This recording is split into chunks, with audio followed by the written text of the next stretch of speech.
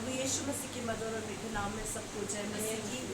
मेरा प्यार भरा सलाम। प्रतिकूल परमेश्वर की करुणा हमारे जीवन के लिए नहीं होती चली जाती है। उसकी नई महान असीम करुणा के लिए हम परमेश्वर का धन्यवाद करते हैं, क्योंकि सचमुच वो धन्यवाद के योग्य है। Hallelujah, hallelujah, hallelujah, hallelujah, hallelujah. आवाज आनी चाहिए। कहाँ तक? कहाँ तक आवाज आनी चाहिए हमारी? स्वर्ग तक। परमेश्वर का वचन कहता है स्वर्ग उसका सिंहासन, पृथ्वी उसके पांव रखने की चौकी। यूं तो वो कण कण में विराजमान है, यूं तो वो इस पृथ्वी पर भी है और स्वर्ग में भी है, लेकिन हमारी आवाज कहाँ पहुंचनी चाहिए? स्वर्ग तक। Hallelujah, hallelujah, hallelujah, hallelujah, hallelujah. इतनी लाउडली हमको हालेलुया बोलना चाहिए कि जो स्वर्ग में यीशु मसीह हमारा घर बना रहा है ना, उसमें हमारी गूंज हो जाए। Hallelujah, hallelujah. क्या हम विश्वास करते हैं यीशु मसीह स्वर्ग में हमारे लिए घर बना रहा है? कौन कौन विश्वास करता है इस बात पर कि मेरा मकान ऊपर तैयार हो रहा है? भाई साहब को देखो कितना विश्वास है, दोनों हाथ खड़े कर रहे हैं। हालेलुया। इस पृथ्वी पर चाहे हमारे पास कुछ हो या ना हो, लेकिन स्वर्ग में सोने के मकान यीशु मसीह हमारे लिए तैयार कर रहा है। हालेलुया। वो सोने के मकान नहीं जिसमें हम सोएंगे। सोने के मकान का मतलब है गोल्ड। वो मकान यीशु मसीह हमारे लिए तैयार कर रहा है। कहाँ पर? स्वर्ग में।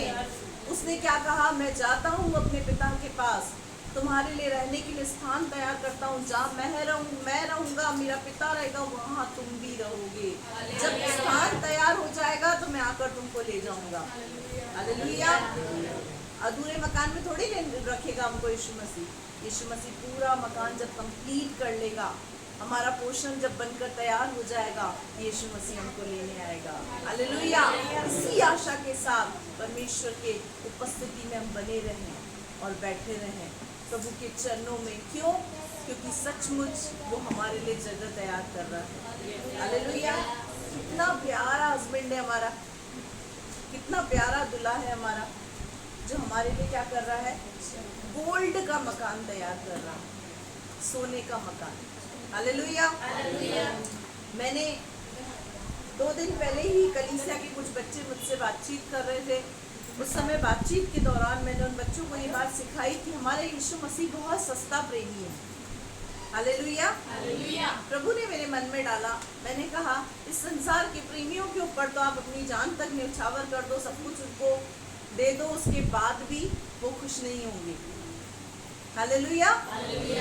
संसार के जो प्रेमी हैं उनके साथ अपन कितना भी अच्छा कर ले, कितना भी कुछ लुटा दें, लाखों लुटा दें, चाहे वो लड़की हो, चाहे लड़का हो, चाहे प्रेमी हो, चाहे प्रेमिका हो, कितना भी कर ले।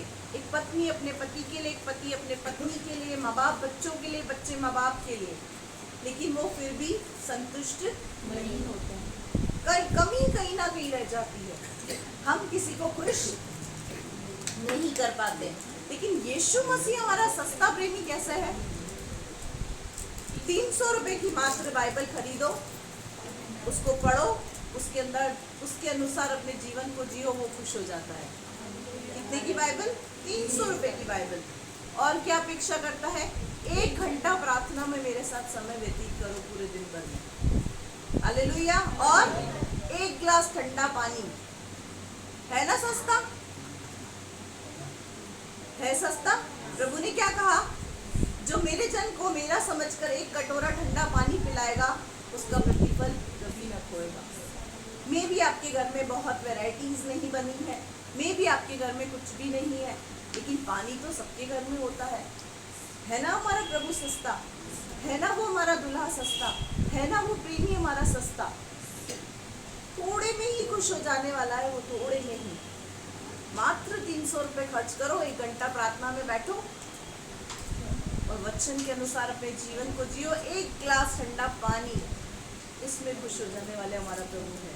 Hallelujah, hallelujah. तो क्यों ना ऐसे प्रेमी के लिए हम ताली बजाकर उसकी आराधना करें। वो आदर के योग्य है। जब कभी जीवन में दुख आए, तकलीफ आए ना, अपनी आंखों को बंद करना और अपनी आंखों को बंद करके उस क्रूस को स्मरण करना, और उस क्रूज पर आपको दिखेगा वो आपका प्रेमी जिसने अपने लहू का आखिरी कतरा तक बहा दिया। वो प्रेमी आपको दिखेगा। मैं जब भी अपनी आंखों को बंद करती हूँ मुझे वो क्रूज दिखाई देता है, और उस क्रूज पर जान देने वाला मेरा यीशु, हालेलुया, जिसने ये कहा कि मैं तुमसे प्यार करता हूँ। हालेलुया। मेरे प्रियो, प्यार का इजहार करना बहुत आसान है। प्यार का इजहार करना बहुत आसान है, लेकिन प्यार को निभाना बहुत मुश्किल है। इजहार तो हर कोई कर लेता है, लेकिन निभाने की ताकत उसी में होती है जो सच्चा प्रेमी होता है। हालेलुया। यीशु मसीह ने न केवल प्यार किया, उसको प्रकट किया और उसको आज तक निभा रहा है। हालेलुया। और उसका वादा है कि तुमको मैं स्वर्ग ले जाऊंगा, तुम्हारे लिए घर तैयार कर रहा है वो। हालेलुया। तो हमको आनंद से भरे रहना है, हमारे जीवन के अंदर आनंद होना चाहिए। शैतान क्या चाहता है? एक विश्वासी का चेहरा लटका हुआ रहे, वो सारा दिन रोता रहे, रोतुलू मसीह बन के घूमता रहे। क्या हम रोतुलू मसीह हैं?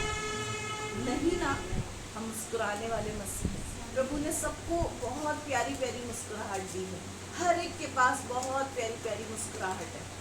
हमें हर एक को मुस्कुराना है, हर परिस्थिति के अंदर। क्यों? उदासी प्रभु ने दी, मुस्कुराहट किसने दी है? हमें प्रभु ने दी है। उदासी कौन देता है? शैतान। हमको सब पता है, हम एजुकेटेड है, पढ़े लिखे लोग हैं। अशांति कौन देता है? शांति कौन देता है? प्रभु। हार कौन देता है? जीत कौन देता है? अब जीते हुए लोगों का मुंह लटका हुआ होता है क्या? अगर हम जीते हुए लोग हैं, जैवन से बढ़कर लोग हैं, तो हमारे चेहरे के ऊपर ऐसी मुस्कुराहट होनी चाहिए 24 घंटे की, देखने वाला भी सोचे क्या बात है, ये हमेशा हंसता रहता है। मेरे प्रियो, दुख, संकट, समस्याएं हमारे जीवन के वो पहलू हैं जो हमें अनुभव देते हैं, जो हमें कुछ सिखाते हैं, जो हमें कुछ बनाते हैं। उन दुखों के अंदर लाजमी है हमारा दुखी होना, लेकिन उसके बावजूद इस विश्वास के साथ कि यीशु हमारे साथ है, वो हमसे प्यार करता है और वो हमको कभी हारने नहीं देगा, ये सोचकर मुस्कुराते रहें। हालेलुया। क्या आपको विश्वास है यीशु आपको हारने नहीं देगा? विश्वास है? अगर विश्वास है तो अपने पड़ोसी से कहो, मैं जैवन से बढ़कर हूँ, मैं विजयी हूँ, मैं यीशु की टीम में हूँ। बोलो बोलो बोलो, आपके पड़ोसी को भी पता चले। बोलो बोलो, मैं यीशु की टीम का हूँ। बोलो अपने पड़ोसियों से। सोच रहे हैं हम, पीछे के लोग तो पता नहीं कौन सी दुनिया में है। क्या हम यीशु की टीम के नहीं हैं? मेरे प्रियो, इस बात को बोलने से कभी ना रुके कि मैं यीशु का हूँ। हालेलुया। मैं जयवंत हूँ, मैं विक्ट्री पाया हुआ हूँ। मेरे प्रियो, जब जब हम मुंह से कन्फेस करते हैं, अंगीकार करते हैं, वो अंगीकार हमारे जीवन में काम करता है। और ये कन्फेस है, ये अंगीकार है कि मैं जयवंत से बढ़कर हूँ। ये क्या है? ये अंगीकार है कि मैं जयवंत से बढ़कर हूँ, मैं यीशु की टीम का हूँ, मैं यीशु का हूँ। जब जब आप ये बोलोगे ना मैं यीशु का हूँ, शैतान 100 बार सोचेगा आपके पास आने में कि यीशु का है। अगर मैंने इसको एक सुई भी चुभोई ना, तो मुझे पूरी की पूरी लट्ठ खानी पड़ेगी यीशु मसीह से। ये बात पता है शैतान को। अगर मैंने इसको सुई भी चुभोई ना, तो एक लट्ठ तैयार है। आपको नहीं पता, पर शैतान को पता है। वो आपसे डरता है। क्यों पता है? क्यों वो काम करता है हमारे जीवन में? क्योंकि हम अपने होठों से ये नहीं कहते कि मैं यीशु का हूँ। जिस दिन से आपने अपने चलन में ले आया ना मैं यीशु का हूँ, तो वो सुई चुभोने से पहले भी घबराएगा। वो लेके तो आएगा सुई, नहीं कहीं और जाता हूँ, ये यीशु का है। तो यीशु का हमको बनना है। हालेलुया। आइए हम अपनी आंखों को बंद करेंगे, एक क्षण के लिए प्रार्थना करेंगे। हमारे जीवित महान स्वर्गीय दयालु अनुग्रहकारी सामर्थी परमेश्वर, बड़ी नम्र और दीनता के साथ अब आपके चरणों की वेदी पर आते। पवित्र आत्मा, मैं अपने आप को आपके हाथों में हैंडओवर करती हूँ। मुझ में कोई खूबी कोई लियाकत नहीं, परमेश्वर तेरा आत्मा है जो मुझ में से होकर बात करता है। उसी आत्मा को, पवित्र आत्मा को मैं अपने जीवन पर हस्तक्षेप करने की अनुमति देती हूँ। तू अनुग्रह कर परमेश्वर, तेरे बच्चों से तू बोल और बातचीत कर पिता परमेश्वर। वचन का जो बीज आज इनके जीवन में बोया जाता, एक एक की जिंदगी से 100 गुना प्रतिफल लाने पाए पिता। वचन के बीज चुराने वाली आत्मा को यीशु के सामर्थ्य नाम में डिस्ट्रॉय करती, और गड़बड़ी की आत्मा, डिस्टर्बेंस की आत्मा, मन भटकाने वाली आत्मा को मैं यीशु के नाम से यहाँ से गेट आउट कहती। प्रभु मैं यूट्यूब चैनल को, गूगल मीट को, वॉइस को, विजिबिलिटी को, क्लैरिटी को, लाइट को, हर एक बात को प्रभु तेरे हाथों में सौंपती। पवित्र आत्मा तेरे चलन के अनुसार हमें चलने की शक्ति दे, सामर्थ्य दे। पवित्र आत्मा तू बात कर, तू काम कर खुदा, हम तुझसे से प्रार्थना करते हैं। धन्यवाद करते राजा, अपने दुआ को सुना। दुआ यीशु के नाम से मांगते हैं। आइए हम वचन में चलेंगे।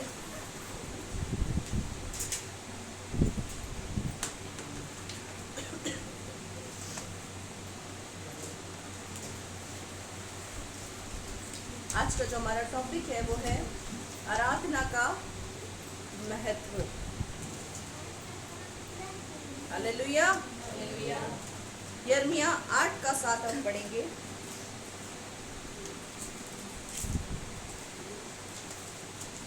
यिर्मयाह की पुस्तक 8वां अध्याय 7वीं आयत, पेज नंबर 898। आकाश में लगभग भी अपने नियत समयों को जानता है, और बंदूकी, सुपरवेनी और सारस भी अपने आने का समय रखते हैं, परंतु मेरी प्रजा परमेश्वर का नियम नहीं जानती। हालेलुया। ये क्या है? परमेश्वर का दुख जो क्या कर रहा है, परमेश्वर व्यक्त कर रहा है। क्या है परमेश्वर का दुख? परमेश्वर यहाँ क्या कहता है? यिर्मयाह 8 के 7वें अध्याय के अंदर 7वीं आयत के अंदर, आकाश में लगलग भी अपने नियत समयों को जानता है। लगलग कौन है? लगलग एक पक्षी है, एक बर्ड है। लगलग एक पक्षी है, उसके विषय में यहाँ पे लिखा हुआ है। और पंडुकी, सुपाबेनी, सारस भी अपने आने का समय रखते हैं। ये सारे ना पक्षियों के नाम है। सुपाबेनी, लगलग, पंडुकी और सारस, ये सब कौन है? ये सब एक पक्षी हैं, उनके विषय में लिखा। और परमेश्वर क्या कहते हैं? इनका आने का भी समय है और जाने का भी समय है, लेकिन परंतु मेरी प्रजा मेरा नियम नहीं जानती है। क्या हम इस बात को समझे? मेरे प्रियो, परमेश्वर कहता है जैसे ही उजाला होता है, पक्षी अपने आप बाहर निकल आते हैं अपने घोंसले में से।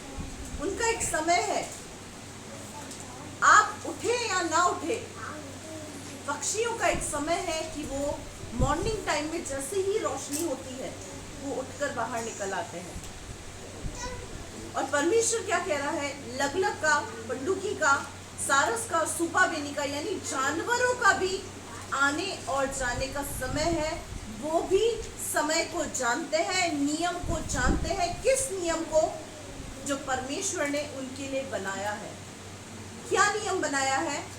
भोर होते ही, उजाला होते ही वो लोग अपने घोंसलों से बाहर आ जाते हैं और आकाश के अंदर बसेरा करते हैं, पेड़ों पे बसेरा करते हैं और आकाश में चह चह करके चहकते हैं। जैसे ही शाम का समय होता है, सूर्य अस्त होता है, उस सूर्य अस्त के दौरान वो क्या करते हैं? वापस अपने घोंसलों में चले जाते हैं। ये नियम उनके लिए किसने बनाया है? परमेश्वर ने। और परमेश्वर क्या बोल रहा है? आकाश के पक्षी अपने आने और जाने का नियम जानते हैं, लेकिन मेरी प्रजा मेरे नियमों को नहीं मानती है। अब कौन से नियम को हम नहीं मानते? कलीसिया का समय सुबह 10 बजे का होता है और 10 बजे के समय के अंतराल हम कितनी बजे आते हैं? इतना बोलने के बाद कुछ लोगों ने अपनी हैबिट्स को सुधारा है। इतना डांटने के बाद, इतना बोलने के बाद, मैं समझती हूँ कि एक यीशु से प्यार करने वाले व्यक्ति को अधिक बोलने की जरूरत पड़नी ही नहीं चाहिए। मैं इस बात को मानती हूँ कि जो व्यक्ति यीशु से मोहब्बत करता है ना, उसकी मोहब्बत दिखती है। मेरे प्रियो, यहाँ पर परमेश्वर कह रहा है कि मेरी प्रजा के आने और जाने का कोई समय नहीं है। 10 बजे की मीटिंग है, कुछ 10:15 आएंगे, कुछ 10:30 आएंगे, कुछ 11:45 आएंगे, कुछ 11 आएंगे, और कुछ तो लास्ट में लटकते पटकते आते हैं। ये परमेश्वर कह रहा है, मैं नहीं कह रही, कि समयों को और नियमों को मेरी प्रजा नहीं जानती। हम सोचते हैं ठीक है ना, वचन में चलेंगे, जरूरी है क्या 10 बजे जाने का है? मेरे प्रियो, ये गलत है। अगर यहाँ पर 10 बजे का समय रखा है तो परमेश्वर की उपस्थिति यहाँ पर 10 बजे हो जाती है। उसका कारण पता है क्या है?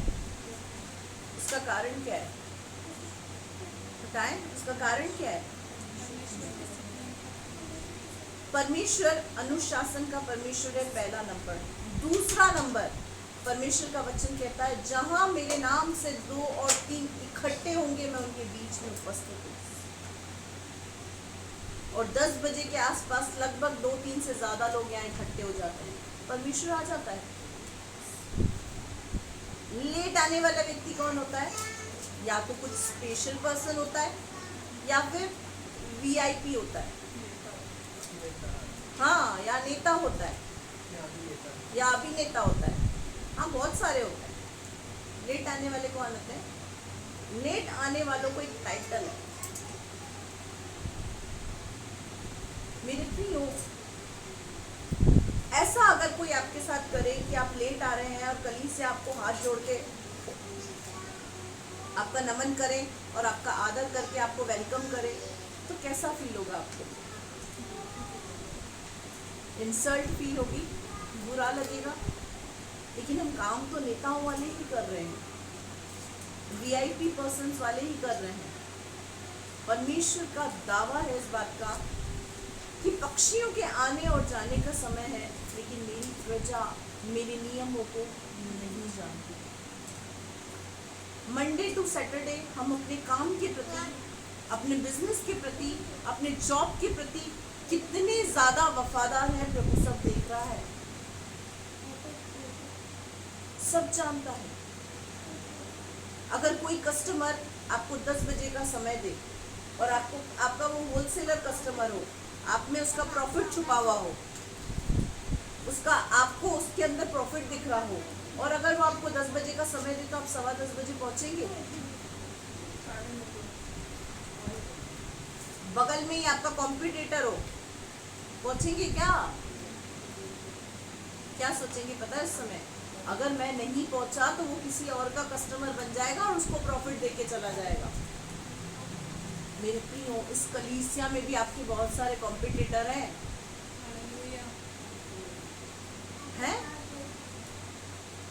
जो 9:30 बजे यहाँ पर आकर अपनी उपस्थिति प्रभु को देते हैं। प्रभु की उपस्थिति में समय से पूर्व आकर प्रभु को अपनी उपस्थिति दर्ज कराते हैं। ये हैं आपके कॉम्पिटिटर्स। आप अपना कॉम्पिटिटर किसको मानते हो? मैं 10:15 बजे आ गया, ये तो 10:30 आया, आज मैं इससे पहले हूँ। हमारी नजर में कौन कॉम्पिटिटर है? जो 10 के बाद आ रहा है और आपके बाद आ रहा है। मेरे प्रियो, आप उनसे कंपटीशन करें जो समय से पूर्व चलने वाले हैं। हालेलुया, हालेलुया, मेरे प्रियो, क्योंकि परमेश्वर का ये वचन कहता है, मैं नहीं बोल रही, कि मेरी प्रजा मेरे नियमों को नहीं जानती। हम आशीषित होना चाहते हैं, प्रभु को प्रसन्न करना चाहते हैं, प्रभु से कुछ पाना चाहते हैं, तो उसके लिए अपने जीवन के अंदर कुछ कायदे कानून नियमों को बनाओ। आपको पता है आपको घर से निकलने में, यहाँ तक पहुँचने में कितना समय लगता है, उसके हिसाब से अपने नियम को तैयार करें। अगर आपको 15 मिनट लगते हैं तो आप उस हिसाब से निकलें। अगर आपको आधा घंटा लगता है तो आप उस हिसाब से निकलें। यहाँ पर कलीसिया का टाइम क्या होता है? 10 बजे। जिस कलीसिया में मैं और मेरा परिवार जाया करता था ना, उस कलीसिया का समय होता था सुबह 7:30 बजे। और एक दिन भी हमारी लाइफ का ऐसा नहीं था जिस दिन हम बिना नहाए गए हों। अब मैं यहाँ पर 7:30 बुलाऊं तो एक संडे करके देखते हैं। ये जितने बैठे ना उनमें से मात्र कुछ गिनती चुनती के लोग होंगे, और वो भी नींद से भरे हुए, आंखें नींद में भरी हुई, खुमार में भरी हुई। हम 10 बजे प्रभु की उपस्थिति में आ रहे हैं, 10 बजे, और वो भी उसमें भी लापरवाही। हम 7:30 बजे जाते थे, हम दोनों भाई बहन ऐसे भागते थे, एक दूसरे बाथरूम में भागता था, एक इधर भागता था, फटाफट फटाफट फटाफट करके हम निकलते थे। सबसे पहले जाकर पहुंचते थे। सनी क्वायर के अंदर था, मैं प्रार्थना योद्धा में थी, मैं जाकर वहाँ पर घुटने टेकती थी वेदी पर। कलीसिया में कोई आए चाहे ना आए, हमको बिफोर पहुँचना है। जिस दिन लेट हो जाता था ना, जिस दिन थोड़ा सा 5 मिनट भी लेट हो जाता था ना, अंदर से ऐसा कटकट होता था, इतनी चिड़चिड़ होती थी कि 5 मिनट भी लेट क्यों। मेरे प्रियो, प्रभु के नियमों को हम समझें। 10 बजे का समय मतलब 10 बजे का समय। जो आपको लेट कर रहा है ना, एक दिन उसको घर छोड़कर आके देखो। पवित्र आत्मा उसको ऐसा कायल करेगा कि वो दूसरे संडे अपने आप ही सुधर कर आ जाएगा समय पर। जो लेट कर रहा है ना, आपको छोड़ दो उसको घर पे, आप समय से पहुंचो। कई बार ऐसा हुआ है, कई बार ऐसा हुआ है हमारे घर पे भी। हम लोग निकलते थे, कार से निकलते थे, कई बार हम दोनों 2 व्हीलर से ही भाग जाते थे, दोनों भाई बहन, कि मम्मा थोड़ा लेट हो रही है तो हम लोग चले जाएं, आ जाएंगे वो लोग टाइम से, हम लोग बिफोर जाएंगे। एक सिस्टम अपने जीवन के अंदर बनाए, अनुशासन को अपने जीवन के अंदर रखें। अगर आपका समय ट्रेन का 10 बजे का हो, आप 10:15 जाएंगे? नहीं, चले जाना ना, क्या दिक्कत है? अपने बाप की तो ट्रेन है, ट्रेन चलाने वाला आपका ही तो इंतजार कर रहा है कि जब तक ये भाई साहब नहीं आएंगे तब तक मैं गाड़ी नहीं चला सकता, मेरे को आगे से ऑर्डर है। चले जाएंगे क्या? मैंने सुना है जब किसी की फ्लाइट होती है ना, उसको 2 घंटे पहले चेक इन करना पड़ता है। शायद मैं सही बोल रही हूँ। फ्लाइट का समय होता है तो 2 घंटे पहले एंट्री करना पड़ता है, और हम 2 घंटे पहले जाकर बैठ जाते हैं, इतने समझदार हैं हम। और प्रभु की उपस्थिति में 10 का समय मतलब 10 बजे आना। मैं बोलूं 8 बजे सबको आ जाना है यहाँ पर, 10 बजे से हम अपनी उड़ान शुरू करेंगे। कितने आएंगे? आप ही जाके उड़ो, हमको कोई नहीं उड़ना, हम चल रहे हैं, ठीक है। वो मेरे प्रियो, प्रभु की उपस्थिति के महत्व को समझें। प्रभु हमसे कुछ नहीं चाहता, प्रभु हमसे अनुशासन को चाहता है। वो हमसे अधिक कुछ नहीं मांगता। मैंने बोला आपको, शुरुआत में बोला, वो हमारा बहुत सस्ता प्रेमी है, उसको आपसे कुछ नहीं चाहिए, वो आपसे डिसिप्लिन को चाहता है। एक डिसिप्लिन अपनी लाइफ के अंदर रखें, एक अनुशासन अपनी लाइफ के अंदर रखें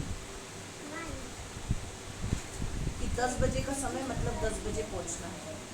रास्ते में गाड़ी पंचर हो गई या कहीं पे रुकावट आ गई या कहीं पे क्या है, उस हिसाब से निकले।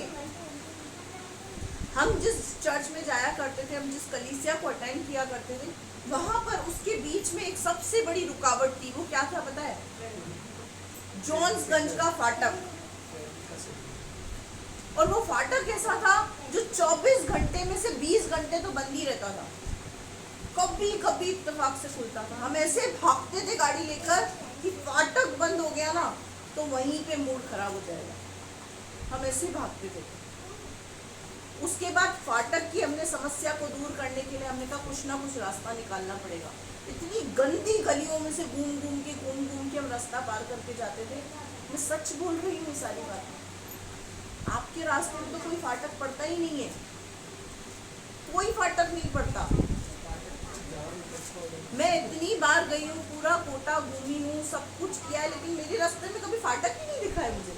यहाँ है ही नहीं फाटक, यहाँ सब जगह पुलिया है, वहाँ पे सब जगह फाटक है। हर जगह पर ट्रेन का सिग्नल और रुकना पड़ता था, और उधर रश इतना होता था, इतनी भीड़ होती थी, कारें, ट्रकें। आप कैसे निकल सकते हो? आप सोच भी नहीं सकते। निकलने में कम से कम 15 मिनट लग जाते हैं। अब अच्छा खासा इंसान उस फाटक को देख के सक पका जाए, इतना खतरनाक रश होता है। लेकिन उसके बावजूद हम सिस्टम के साथ निकलते थे, सिस्टम के साथ। और वहाँ का ही नहीं, मैं जब भी कलीसिया में, मेरा बच्चा चाहे छोटा था, इस छोटे बच्चे को भी लेकर मैं समय से पहुंची हूँ। बहुत छोटा था, ये कितने दिन का था? 25 दिन का। कितने दिन का? 25 महीने नहीं, 25 दिन का। हम उसको लेके भागे हैं। हमारी दौड़ प्रभु ने नहीं देखी, देखी ना? आपकी दौड़ भी देख रहा है, आपकी तैयारी वो देख रहा है, आपके आने की तैयारी देख रहा है। जिस समय आप उठते हैं ना, उठने से लेकर यहाँ पहुंचने तक प्रभु की निगाह आप पर होती है। आप बैठकर आराम से चुस्की लेकर चाय पी रहे होते ना, प्रभु वो भी देखता है कि 10 बजे का समय है और ये भाई साहब 9:30 बजे ऐसे चाय पी रहा है जैसे 11 बजे का टाइम है। वो भी देखता है प्रभु। आप नहाने में पहले बैठकर मोबाइल घंटों चलाते हैं और मम्मी बोलती रहती है, पापा बोलते रहते हैं, भाई बोलता रहता, अरे नाले नाले। प्रभु वो भी देखता है। हम कंपटीशन करते थे नहाने में। कैसा कंपटीशन? देखते थे बिजी है, कपड़े उठाओ भागो। इशारा ही नहीं देते थे कि पहले मैं जा रही हूँ, पहले मैं जा रहा हूँ। और बाहर खड़े होकर ठक ठक, निकल निकल, टाइम हो रहा है, निकल निकल। ये सीन होता था हमारे घर के अंदर। मुझे सचमुच आज जब मैं उसको याद करती हूँ, मुझे बहुत खुशी मिलती है। मेरे प्रिय, ये लगन होनी चाहिए प्रभु के भवन में पहुंचने का। हालेलुया। हमें क्रोध सब बातों पे आता है। इस बात पे क्रोध आता है कि हम प्रभु के भवन में लेट पहुंच रहे हैं। आता है गुस्सा इस बात पे, कि सब बातों में हमको गुस्सा आ जाता है जल्दी से। इस बात पर गुस्सा करें, जो लेट कर रहा है उसको एक दिन छोड़ा है। मैं बोल रही हूँ, छोड़ा है उस व्यक्ति को घर पे, बोले सोता रहे। किया? बाइबल के अंदर से मैं आपको एक एग्जांपल देती हूँ। यीशु मसीह ने बोला चेलों को, उठो प्रार्थना करो, परीक्षा में ना पढ़ो। उठो प्रार्थना करो, परीक्षा में ना पढ़ो। तुम मेरे साथ एक घड़ी भी नहीं जाग पाए। यीशु मसीह ने उनको 2 बार बोला, तीसरी बार क्या बोला? सोते ही रहो, पड़े रहो। आप भी ऐसा करो, 2 बार बोलो ताकि आप फॉल्ट में नहीं जाओ, आपके ऊपर दोष ना लगे। 2 बार बोलो, तीसरी बार बोलो आप सोता ही रहो, पीता रहे चाय बैठ के, बैठा ही रहे अंदर बाथरूम में, नहाता रहे, हम जा रहे हैं। आप यकीन माने वो नेक्स्ट संडे आपसे पहले तैयार होकर खड़ा हो जाएगा। हालेलुया। ये गलत आदत हम लोग ही डाल रहे हैं, वेट करने की। हम लोगों को वेट करने वाली आदत नहीं डालनी। टाइम से रेडी हो जाओ। टाइम पता है आपको। बच्चे नहीं है हम लोग यहाँ पर, जितने आ रहे हैं वो सब अडल्ट्स हैं। कोई भी बेबीज नहीं है जिनको उठाकर तैयार करना पड़े। अयान जितने होते हैं तो मैं शायद कुछ भी नहीं बोलती। हम लोग सब अडल्ट्स हैं, हमको समझ होनी चाहिए इस बात की। प्रभु क्या कह रहा है? मेरी प्रजा मेरे नियमों को नहीं जानती। हमको प्रभु के नियमों को समझना है। 10 बजे मतलब 10 बजे। हालेलुया। हम पढ़ेंगे इफिसियों 5 का 15 और 16।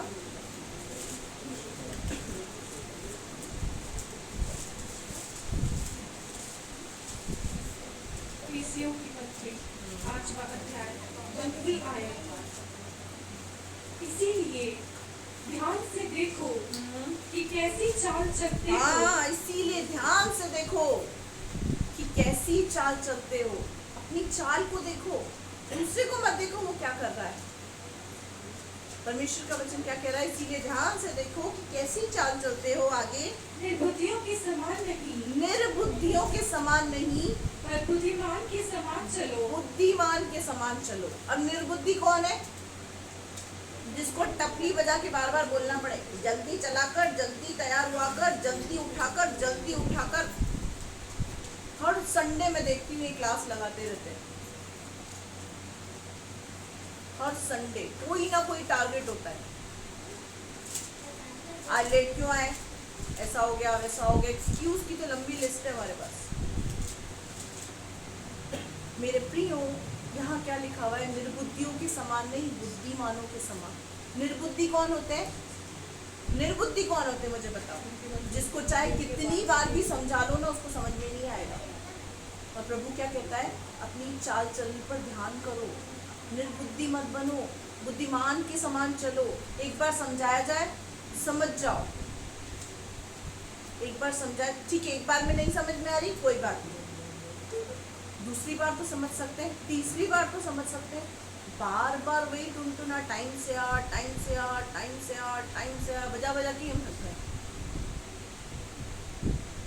हम इन बातों को समझें। और क्या लिखा हुआ है? अवसर को बहुमूल्य समझो। अवसर को बहुमूल्य समझो। प्रभु यीशु मसीह आया है आपको लेने। आपको कोई अगला बंदा उठा रहा है, उठ जा, प्रभु आया है लेने। आप क्या बोलोगे? सोने दे यार, वेट कर लेगा प्रभु थोड़ा देर मेरा। ऐसा प्रभु आपका इंतजार करेगा? किया था क्या? 5 जो निर्बुद्धि औरतें थी उनका किया था क्या? मत्ती 25वें के अध्याय में 5 बुद्धिमान स्त्री थी और 5 मूर्ख थी। मूर्खों का इंतजार किया प्रभु ने? किया क्या? बोला क्या? हाँ हाँ ठीक है मैं खड़ा हूँ, जाओ तेल लेकर आओ, जल्दी से अपनी मशाले जलाओ, ऐसा बोला? किसी ने पढ़ा हो तो बता दो। तो प्रभु खड़ा होकर बोलेगा, हाँ हाँ बेटा सो ले, तेरा टाइम नहीं हुआ है, तू 10 बजे उठता है, मैं तेरा 1 घंटा इंतजार करूंगा। बोलेगा प्रभु ऐसा? तेरा उठने का समय नहीं हुआ, नाले आराम से खा ले पी ले, मैं बैठा हूँ, चिंता मत कर। नहीं मेरे प्रियो, इसीलिए परमेश्वर का वचन क्या कह रहा है? अवसर को बहुमूल्य समझो, समय की वैल्यू को समझो, समय के महत्व को समझो। अवसर को बहुमूल्य मतलब अवसर मिलता है ना आपको प्रभु की उपस्थिति में आने का, उसको छोड़ो मत, समय से आओ।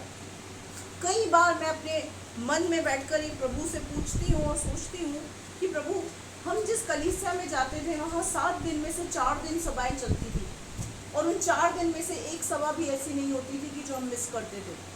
हम हर सभा अटेंड करते थे। अगर यहाँ पर संडे के अलावा मैं एक और सभा चला दूँ तो कितने दिखेंगे मुझे? फिर 2-4 के चेहरे बस मेरी आंखों के सामने आते हैं,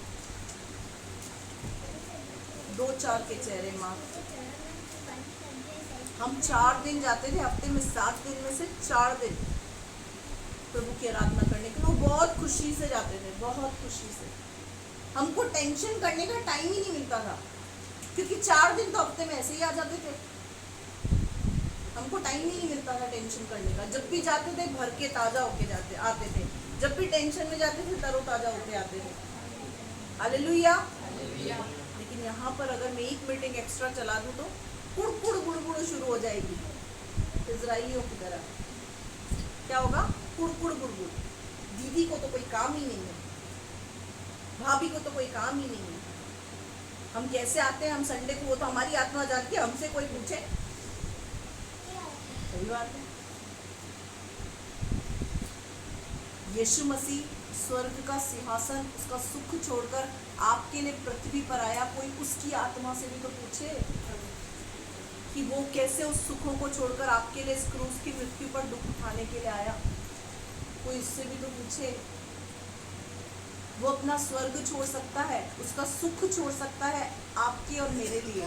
तो क्या हम अपने बिजनेस को, अपनी जॉब को, अपने घर को उसके लिए नहीं छोड़ कर आ सकते? क्या ये कठिन है? यीशु की मोहब्बत के आगे कठिन नहीं है, मैं बोल रही हूँ। यीशु की मोहब्बत के आगे कठिन आराम से निकल सकते, आराम से करके तो देखो। मजा नहीं आ जाए ना, मुझसे कहना, मजा आने लगेगा लाइफ में। एक मन को, एक आत्मा को सुकून मिलने लगेगा कि हाँ, अंदर से आत्मा बोलेगी अब तू प्रभु से प्यार करना शुरू कर चुका है। हालेलुया। अब तुझे यीशु से मोहब्बत होने लगी है। हालेलुया। तो क्या बेटा, अवसर को बहुमूल्य समझो क्योंकि दिन बुरे हैं। क्योंकि दिन बुरे हैं। कभी भी यीशु का आगमन हो सकता है। अभी वो समय नहीं है हमारे पास। दिन क्या है? बुरे हैं। इसलिए अवसर को बहुमूल्य समझे। निर्बुद्धियों की तरह नहीं, बुद्धिमानों की तरह चले। परमेश्वर के बनाए हुए नियमों के अनुसार चले। समय का पालन करें। समय के महत्व को हम समझें। यूहन्ना 4:23 और 24। यूहन्ना 4:23 और 24। परंतु वो समय आता है, हाँ, वरन अब भी है, वो समय आता है समय निकला नहीं है। कौन सा समय? जिसमें हाँ सच्चे भक्त हाँ पिता की आराधना हाँ आत्मा और सच्चाई से करेंगे। हाँ, जिसमें पिता के जो भक्त हैं वो उसकी आराधना कैसे करेंगे? आत्मा और सच्चाई से। कैसे करेंगे? कैसे करेंगे? आत्मा और सच्चाई से। परमेश्वर कैसे आराधक को ढूंढ रहा है? जो उसकी आराधना आत्मा और सच्चाई के साथ करे, जो अपनी आत्मा को अपने साथ लेकर आए, जो अपने मन को अपने साथ लेकर आए, जिसका मन सब्जी मंडी इंदिरा मार्केट घूमता ना रहे। एक ऐसे आराधक को प्रभु ढूंढ रहा है। सच्चाई हमारे जीवन के अंदर होनी चाहिए, ईमानदारी हमारे जीवन के अंदर होनी चाहिए। जब हम झूठ बोलते हैं, झूठे मार्गों पर चलते हैं, मिथ्या रास्तों पर चलते हैं, तब हम सच्चाई से उसकी आराधना नहीं कर सकते। तब हम पता है क्या है? दिखावटी, धोखेबाज। परमेश्वर क्या कहता है? परमेश्वर कैसे भक्तों को ढूंढ रहा है? जो उसकी आराधना आत्मा और सच्चाई के साथ करे। और आगे, क्योंकि पिता अपने लिए ऐसे ही आराधकों को ढूंढता है। हाँ, बाइबल में कहीं नहीं लिखा कि प्रभु प्रचारकों को ढूंढ रहा है। बाइबल में कहीं पे नहीं लिखा है कि परमेश्वर प्रचारकों को ढूंढ रहा है। क्या लिखा हुआ है? वो आराधकों को ढूंढ रहा है। यशाया 43 के 7 और 21 के अंदर मैंने आपको पढ़ाया था 10 तारीख को जब मीटिंग हुई थी कि परमेश्वर ने हमको किसके लिए बनाया है? उसकी महिमा के लिए, उसका गुणानुवाद करने के लिए, उसकी स्तुति करने के लिए, उसकी आराधना करने के लिए। पर यहाँ पर ये बोल बोल के सूख जाती है, चिल्लाती रहती है, नाचो नाचो नाचो, हाथ हिलाओ, पैर हिलाओ। एक बार बोलती तो आज मैं इस चीज को देख रही थी तो मैं बोल रही थी, प्रभु तू सचमुच महान है। आज का जो टॉपिक था वो था ही इनके लिए, थोड़ा हाथ हिलाओ, थोड़ा पैर हिलाओ। अच्छा, मैं आपसे एक बात पूछना चाहती हूँ। छोटा बच्चा देखा है आपने? छोटा बच्चा जब स्कूल जाने लगता है तो उसके रिश्तेदार, उसके माँ बाप अक्सर क्या बोलते हैं? बेटा पोएम सुना। बोलते हैं बेटा पोएम सुना। वो शुरू हो जाता है, twinkle twinkle little star how I wonder what you are. फिर क्या बोलते हैं? नहीं नहीं नहीं नहीं, नहीं ऐसे ऐसे नहीं, ऐसे नहीं, जैसे स्कूल में सिखाया ना एक्शन के साथ वैसे बता। हम उससे क्या अपेक्षा कर रहे हैं उस बच्चे से कि वो नाच के बताए कि टिंकल टिंकल लिटिल स्टार ऐसे करता है, बड़ा खुश हो। एक और बार बेटा, एक और बार बेटा, एक और बार। क्या होता है? हमको उसको देखकर खुशी होती है। हम भी परमेश्वर की संतान हैं। जब हम नाचते हैं ना, उकाबों की समान उड़ेंगे आकाश में, तो वो खुश होता है। हमारे हाथ हिलते हैं, पैर हिलते हैं, तो वो खुश होता है। यहाँ खड़ी होकर ये नाच यहाँ पे गाए, उकाबों के समान उड़ेंगे आकाश में। कैसा लग रहा है? हंसी आ रही है मुझे देखकर? एक माइक पकड़े, उकाबों के ना पैर हिल रहे हैं, मेरा टेसू नहीं हटेगा, यहीं गड़ेगा। टेसू ही गड़ा के खड़े कर देते हम यहाँ पे, यहीं खड़े रहेंगे, हिलेंगे भी 1 इंच इधर भी नहीं जाएंगे ना इधर जाएंगे।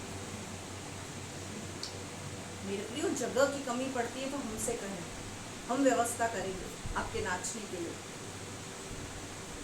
पर जब हम आराधना करते हैं तो आराधना के बीच में 2 से 3 बार बार बार रोकना पड़ता है इसको। आखिर में फिर ये भी यीशु मसीह की तरह छोड़ देती है, अब खड़े ही रहो, मत हिलो। ये बीच में यहाँ पर खड़े होकर आपके सामने नाच रहे थे कि ऐसे कूदो, ऐसे नाचो, पर सारे जवान ही बुढ़े हुए पड़े, हिल ही नहीं रहे थे। मेरे प्रियो, हम किसकी आराधना कर रहे हैं? हम प्रभु की आराधना कर रहे हैं। मैं आपको बहुत ही सुंदर एग्जाम्पल के साथ आपको यहाँ पर समझाऊंगी और सिखाऊंगी। उस एग्जाम्पल से आज आप सीख जाएंगे, और ये सिर्फ यहाँ पर भी सीखेंगे नहीं, लास्ट में हम इसको प्रैक्टिकल में भी आज करेंगे। आज सीख कर ही जाएंगे आराधना करनी कैसे। पढ़ो बेटा। परमेश्वर आत्मा है, परमेश्वर आत्मा है, और अवश्य है हाँ, कि उसकी आराधना करने वाले हाँ, आत्मा और सच्चाई से आराधना उसकी करें। आराधना करने वाले आत्मा और सच्चाई के साथ आराधना करें। प्रेरितों के काम 16वां अध्याय उसकी 25 से लेकर 34 आयत को पढ़ेंगे। प्रेरितों के काम 16वां अध्याय 25वीं आयत। हाँ पौलुस और सिलास की बंदीगृह से मुक्ति। हाँ, अब बंदीगृह में वो कहाँ है? बोलो बंधन में है। अपने पड़ोसी से बोलो बंधन में है पौलुस और सिलास। कहाँ पर है? बंधन में। आज अगर आपका आत्मा भी अंदर से आपको बोल रहा है कि इस दुख से एक बार मैं आजाद हो जाऊं, उसके बाद तो मैं ऐसा नाचूंगा कि चर्च में कोई नहीं नाचता। अगर ऐसा बोल रहे हैं अपने मन में कि मैं इस बंधन से एक बार आजाद हो जाऊं, उसके बाद मैं नाचूंगा, उसके बाद मैं नाचूंगी, तो ये आपके लिए है। क्या लिखा हुआ है? पौलुस और सिलास की बंदीगृह से यानी बंधनों से मुक्ति। अब वो मुक्ति कैसे हो रही है, वो उसको पढ़ना। आधी रात के लगभग हाँ पौलुस और सिलास हाँ प्रार्थना करते हुए हाँ। परमेश्वर के भजन गा रहे थे। क्या कर रहे थे? क्या कर रहे थे? खड़े, मुंह लटका के खड़े हुए थे। ऐसे किसी के बाइबल में लिखा हुआ है। पौलुस और सिलास किस समय? आधी रात के लगभग। आधी रात के लगभग अगर मैं यहाँ पर मीटिंग रखूं और बोलूं आओ नाचो प्रभु की उपस्थिति में, कितने नाचेंगे? ये आधी रात का समय है। और जिस समय आप यहाँ पर आ रहे हैं ये मॉर्निंग टाइम है। टाइम का डिफरेंस देखें। लेकिन इस आधी रात के समय जब सब जने सोते हैं, उस समय के अंदर ये क्या कर रहे हैं? प्रार्थना करते हुए भजन गा रहे हैं। अब आज का जो वचन है उन लोगों के लिए है जो प्रार्थना करने में झिझकते हैं, शर्माते हैं, और आराधना करने में झिझकते हैं और शर्माते हैं। ये क्या कर रहे हैं? वहां पर प्रार्थना भी कर रहे हैं और भजन गा रहे हैं, आराधना कर रहे हैं। और कैसे आराधना कर रहे हैं अब देखना। और कैदी उनकी सुन रहे थे। कैदी क्या कर रहे हैं? अगर जितने कैदी वो क्या कर रहे हैं? उनकी सुन रहे हैं। आगे पढ़ो। इतने में हाँ एकाएक बड़ा भूकंप आया। हाँ यहाँ तक कि बंदीगृह की नींव हिल गई हाँ और तुरंत सब द्वार खुल गए हाँ और सबके बंधन खुल पड़े। हाँ। अब ये जो है ना कैदी, उस समय जो कैदी को रखा जाता था ना, कैसे रखा जाता था पता है? हाथों को और पैरों को बांध देते हैं। पैर और हाथ बंधे हुए हैं। कैसी स्थिति में पौलुस और सिलास? हाथ बंधे हुए हैं जंजीरों से और पैर बंधे हुए हैं जंजीरों से। इस तरीके से वो खड़े हैं और क्या कर रहे हैं? प्रार्थना और आराधना कर रहे हैं। किस स्थिति में? बंधनों वाली स्थिति में।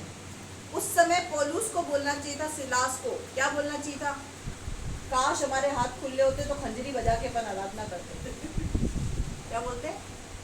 हाथ खुले हुए नहीं, आराधना करने में मजा नहीं आ रहा बिल्कुल।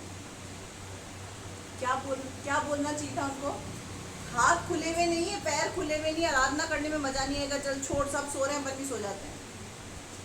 मेरे प्रियो, बंधनों में भी, रुकावटों में भी, बाधाओं में भी वो आराधना और प्रार्थना कर रहे हैं।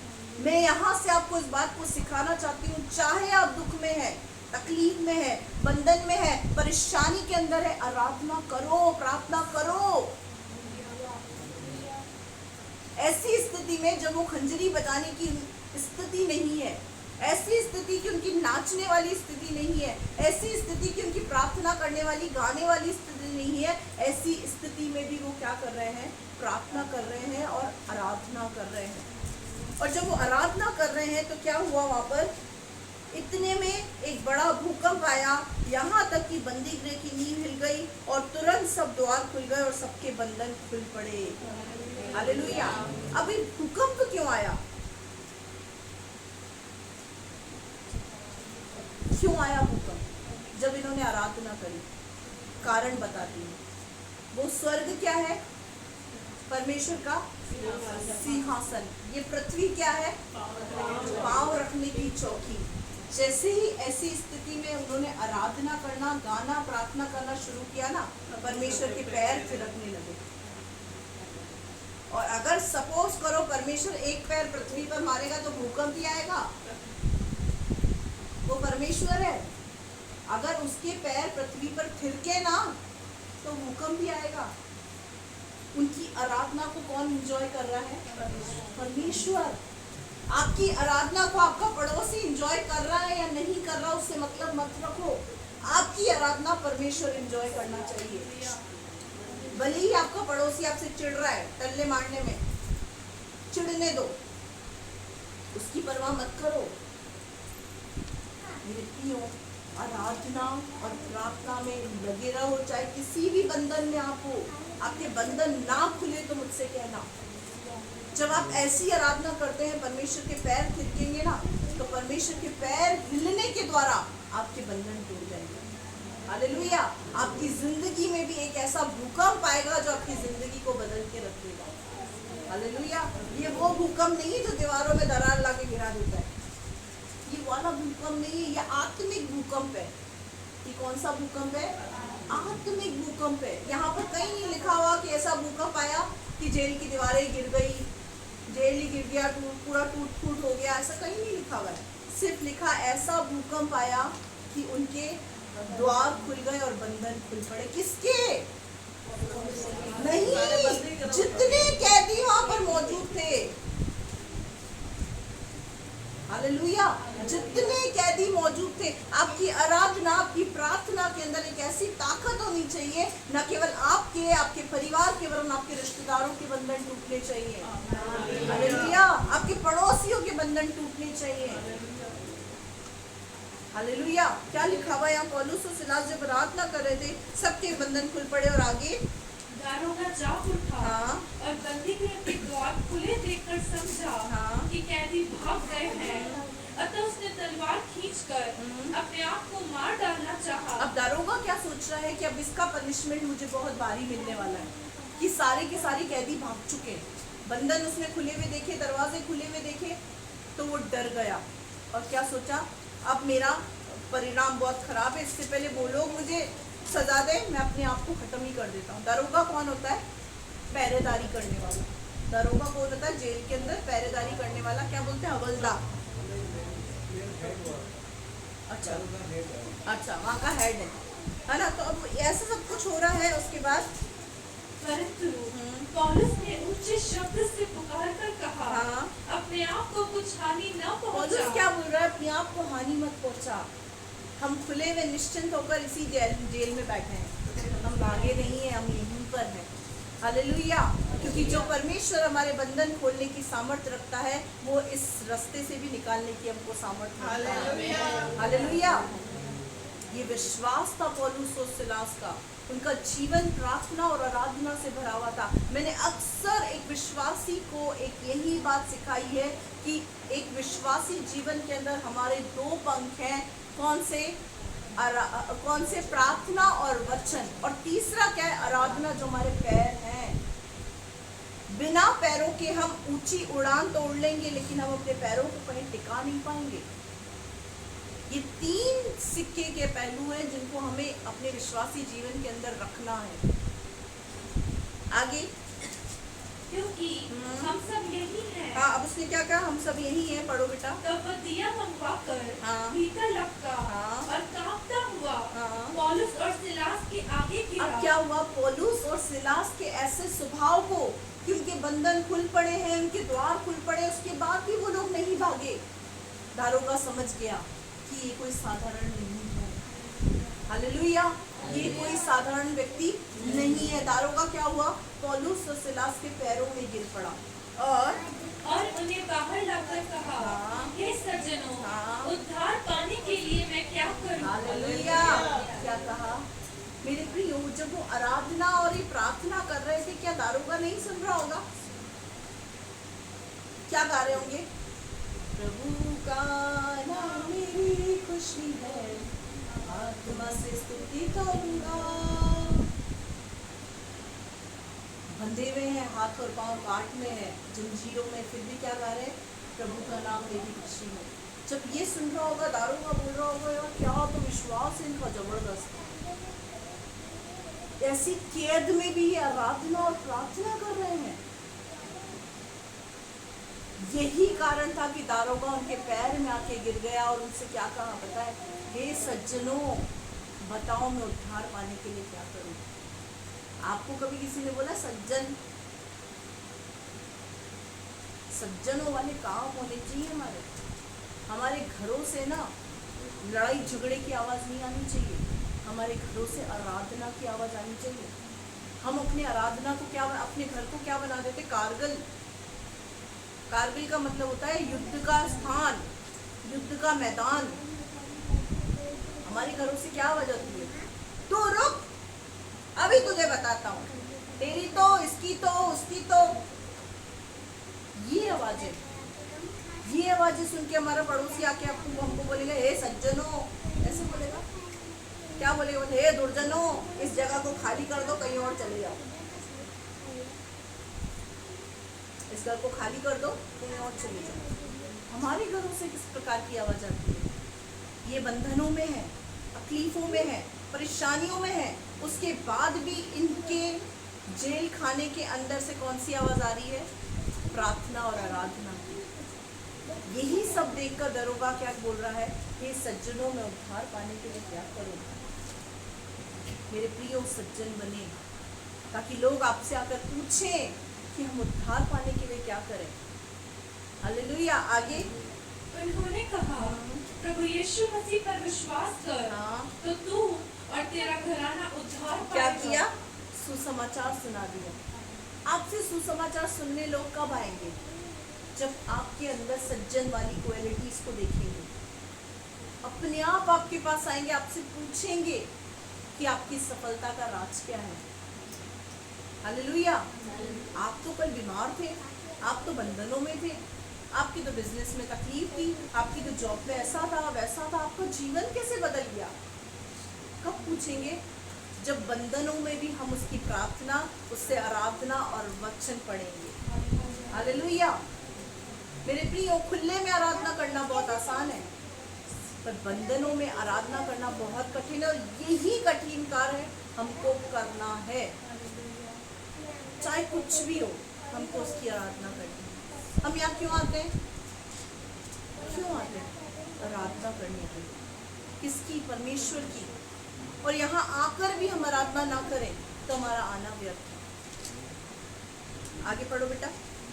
उन्होंने उसको और उसके सारे घर के लोगों को प्रभु का वचन सुनाया। क्या किया? प्रभु का वचन उनको सुनाया, सुसमाचार बताने लगा, परमेश्वर के वचन से सिखाने लगा। आगे रात को उसी घड़ी उसने उन्हें ले जाकर उनके घाव धोए। क्या करा? उनके घावों को धोया। आगे और उसने अपने सब लोगों समेत तुरंत बपतिस्मा लिया। हालेलुया। आगे तब उसने उन्हें अपने घर में ले जाकर उनके आगे भोजन रखा और सारे घराने समेत परमेश्वर पर विश्वास करके आनंद किया। हालेलुया।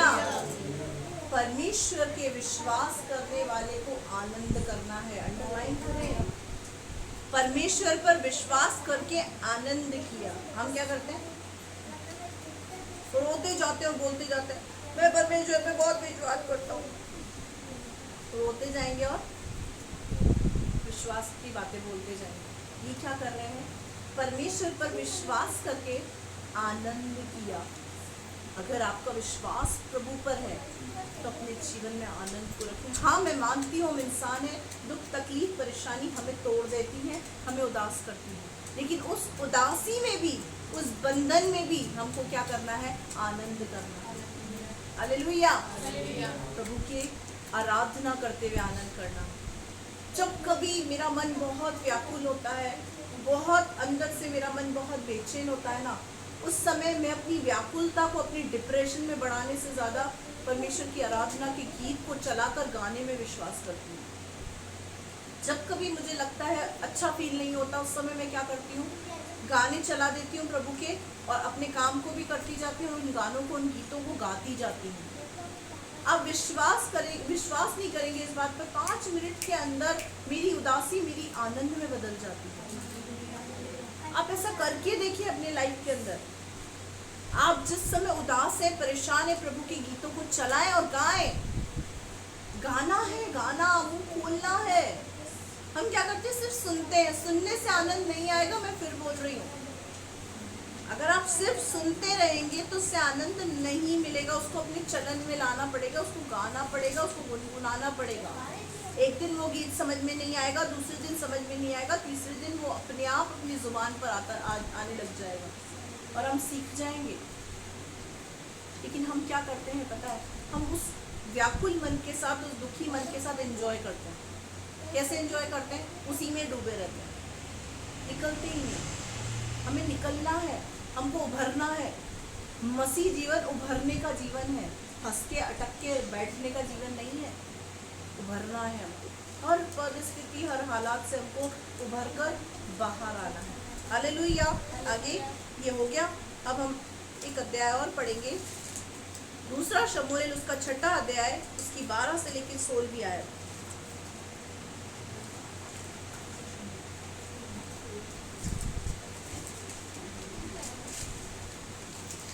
दूसरा शमूएल 6वां अध्याय 12वीं आयत। तब दाऊद राजा को यह बताया गया कि परमेश्वर ने ओबेदेदोम के घराने पर और जो कुछ उसका है उस पर भी परमेश्वर के संदूक के कारण आशीष दी है। तब दाऊद ने जाकर परमेश्वर के संदूक को ओबेदेदोम के घर से दाऊदपुर में आनंद के साथ पहुंचा दिया। हालेलुया। अब ये वाचा का संदूक क्या है? ये जो पुराने नियम का वाचा का संदूक है वो कौन है?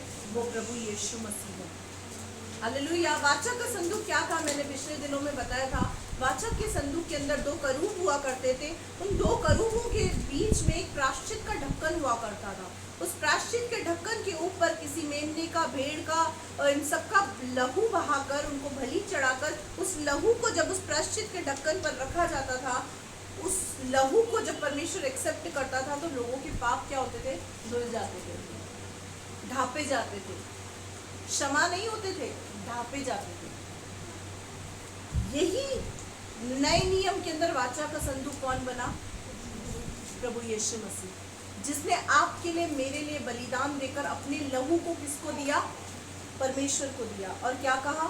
इनके पापों के लिए, इनकी पापों की क्षमा के लिए मैंने अपना लहू बहा दिया और तेरे हाथों में दे दिया। अब हमको किसी भेड़, बकरी या किसी की बलि चढ़ाने की जरूरत नहीं है। सिर्फ किस चीज की जरूरत है? यूहन्ना 3:16 के वचन के अनुसार यीशु के लहू पर विश्वास करने की जरूरत है। अब यहाँ पर जैसे ही दाऊद को पता चला कि वाचा का संदूक जब एबेदोदोम के घर में था, तो एबेदोदोम के घर में बहुत सारी आशीषें उतरी। क्या हुआ? एबेदोदोम का घर आशीषों से भर गया, ब्लेसिंग से भर गया। एबेदोदोम, उसका परिवार ब्लेस्ड हो गया। वाचा का संदूक कौन है? प्रभु यीशु मसीह। अगर यीशु आपके साथ आपके घर में है तो आपको आशीषित होने से कोई नहीं रोक सकता। हालेलुया। ये बात जैसे ही दाऊद को पता चली कि एबेदोदोम को परमेश्वर ने आशीषित किया है और 3 महीने तक जो उसके घर में वाचा का संदूक पड़ा रहा, उसकी वजह से बहुत ज़्यादा आशीषित हो गया, उसके जीवन के अंदर समृद्धि आ गई, सफलता आ गई, तो दाऊद ने क्या निर्णय लिया? अब इस वाचा के संदूक को मैं दाऊदपुर में लेकर जाऊंगा, यानी अपने घर लेकर जाऊंगा, अपने शहर लेकर जाऊंगा। तो वो उसको कैसे लेके जा रहा है वाचा के संदूक को? यहाँ लिखा हुआ है आनंद के साथ उसको पहुंचा रहा है। किसको? वाचा के संदूक को। आप यहाँ पर आते हैं, यहाँ पर कौन उपस्थित होता है? प्रभु यीशु मसीह। वो कौन है? वो कौन है? वाचा का संदूक। यीशु मसीह कौन है? वाचा का संदूक। अगर यीशु मसीह को आप अपने घर ले जाना चाहते हैं ना, तो उसका एक ही लॉजिक है, यहाँ पर आराधना में आनंद करें, नाचे प्रभु के साथ और प्रभु को अपने साथ मनाकर घर ले जाएं। प्रभु तुम्हारे साथ चले। आगे जब परमेश्वर का संदूक उठाने वाले 6 कदम चल चुके, तब दाऊद ने एक भेड़ और एक पाला पोसा हुआ बछड़ा बलि कराया और दाऊद नबी का एपोद कमर में कसे हुए परमेश्वर के सम्मुख तन मन से नाचता रहा। हालेलुया। क्या किया उसने? सबसे पहले उसने बलि चढ़ाई और बलि का जो लहू था वो प्रायश्चित के ढक्कन पर डाला। सबसे पहले उसने क्या किया? बलि किया। क्यों किया? बलि किस चीज को दिखाता है? बलि उसके प्रेम को, उसके समर्पण को दिखाता है। बलि किस चीज, बलिदान किस चीज को दिखाता है? बलिदान एक मनुष्य के समर्पण को दिखाता है। अगर हम भी अपनी नींद का त्याग करके, बलिदान करके, अपने बिजनेस जॉब का बलिदान करके, अपने परिवार गृहस्थी का, किचन का बलिदान करके प्रभु की उपस्थिति में आ रहे हैं, तो उस बलिदान को प्रभु देख रहा है। इसने सबसे पहले वाचा के संदूक को उठाया और क्या किया, बलि किया। आज हमको कोई बकरी बलिदान करने की जरूरत नहीं है, भेड़ बकरा ये सब बलिदान करने की हमको जरूरत नहीं है। उस समय बलियां होती थी, इसीलिए इसने बलि चढ़ाया। आज सिर्फ जो बलि यीशु मसीह ने दी है हमारे लिए, उस पर विश्वास करने की जरूरत है और अपने जीवन के अंदर त्याग और बलिदान का जीवन जीने की जरूरत है। त्याग और बलिदान क्या है? हम बुरी संगतियों से अपने आप को बचाते हैं, ये एक त्याग है, ये एक बलिदान है। हम प्रभु के लिए जिस भी चीज का बलिदान कर रहे हैं वो बलिदान है। मैं झूठ नहीं बोलूंगा, ये एक बलिदान है। मैं गाली नहीं बकूंगा, ये एक बलिदान है। मैं गुस्सा नहीं करूंगी, ये एक बलिदान है। मैं अपशब्द नहीं बोलूंगा, एक बलिदान है। मैं दारू नहीं पीऊंगा, एक बलिदान है। आज प्रभु हमसे ये बलिदान चाहता है और कोई बलिदान नहीं चाहता। अब बलिदान उसने चढ़ाया, बलि करने के बाद क्या किया, सनी का एपोद कमर में बांधे हुए यहोवा के सम्मुख तन मन से नाचता रहा। क्या कर रहा है, इस बात पर अंडरलाइन करो, तन और मन के साथ क्या कर रहा है, वो नाच रहा है।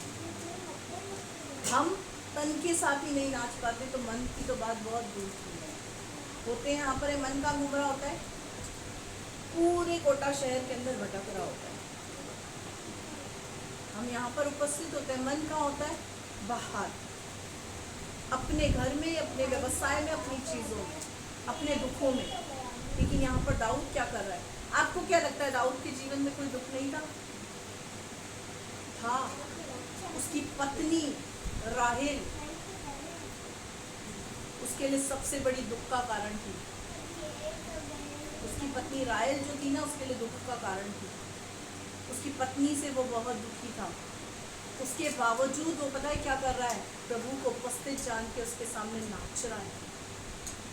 आप भी चाहे किसी भी दुख में प्रभु के सामने नाचे। अब देखना आगे क्या होता है, जब वो नाच रहा है तो दाऊद और इस्राएल का समस्त घराना परमेश्वर के संदूक को जय जयकार करते और नरसिंगा फूंकते हुए ले चला। क्या कर रहे, इंजॉय के साथ संदूक को अपने दाऊदपुर में लेकर जा रहे हैं, आनंद करते हुए। आप यीशु मसीह को अपने घर ले जाना चाहते हैं ना, तो प्रभु की उपस्थिति में, आराधना में आनंद करें।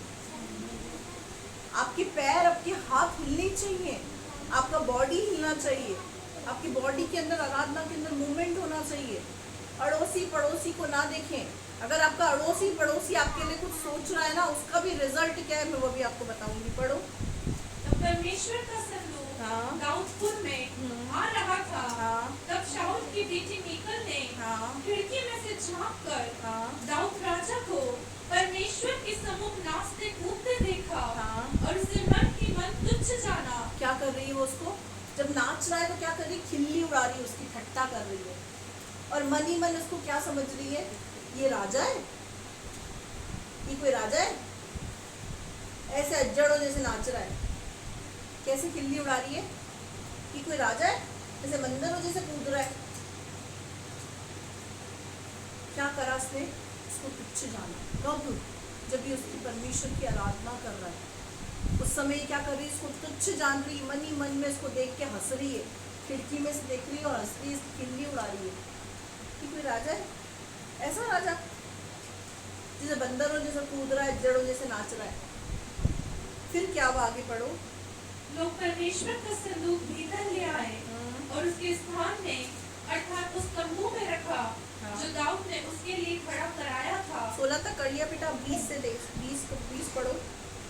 तब दाऊद अपने घराने को आशीर्वाद देने के लिए लौटा और शाऊल की बेटी मीकल दाऊद से मिलने को निकली और कहने लगी, आज इस्राएल का राजा जब अपना शरीर अपने कर्मचारियों की दासी के समान ऐसा उगाड़े हुए था जैसे कोई निकम्मा अपने तन उगाड़े रहता है, तब क्या ही प्रतापी देख पड़ता था।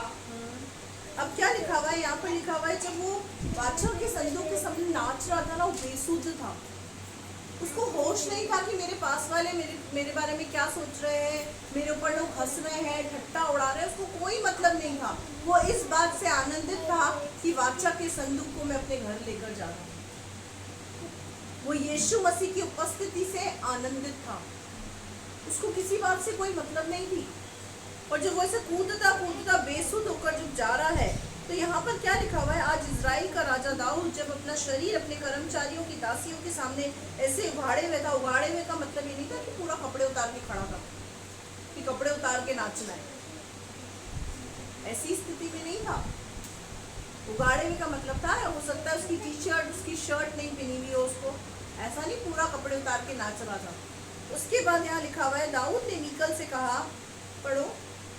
दाऊद ने मीकल से कहा, हाँ। परमेश्वर जिसने तेरे पिता और उसके समस्त घराने के बदले मुझको चुनकर अपनी प्रजा इस्राएल का प्रधान होने को ठहरा दिया है, हाँ। इसके उसके सम्मुख मैं ऐसा नाचा, हाँ। और मैं परमेश्वर के सम्मुख इसी प्रकार नाचा करूंगा। हालेलुया।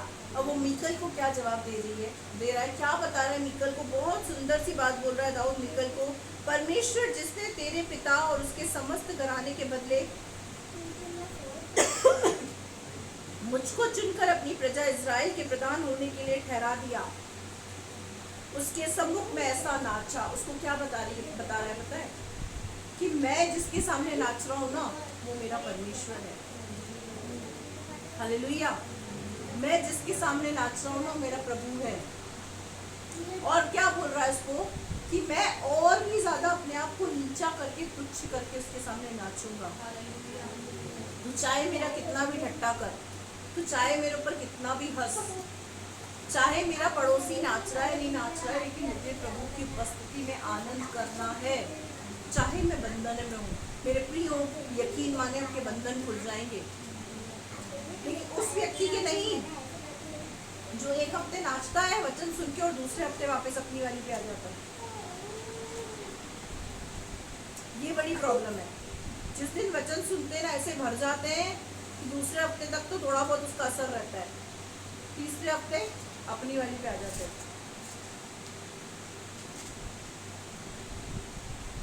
उसका कारण पता है क्या है? उसका कारण है हमने परमेश्वर के वचन को सुना तो सही, लेकिन उस पर अमल नहीं किया, उसको ग्रहण नहीं किया। हम परमेश्वर के वचन को सुनने वाले नहीं, उसको ग्रहण करने वाले बने, उसको एक्सेप्ट करें। आज आपने सुना आराधना के विषय में, आज आप नाचेंगे, मुझे पता है सब नाचेंगे आज, लेकिन अगले ही संडे को यहाँ पर खड़ी होकर 2 बार फिर इसको रोकना पड़ेगा।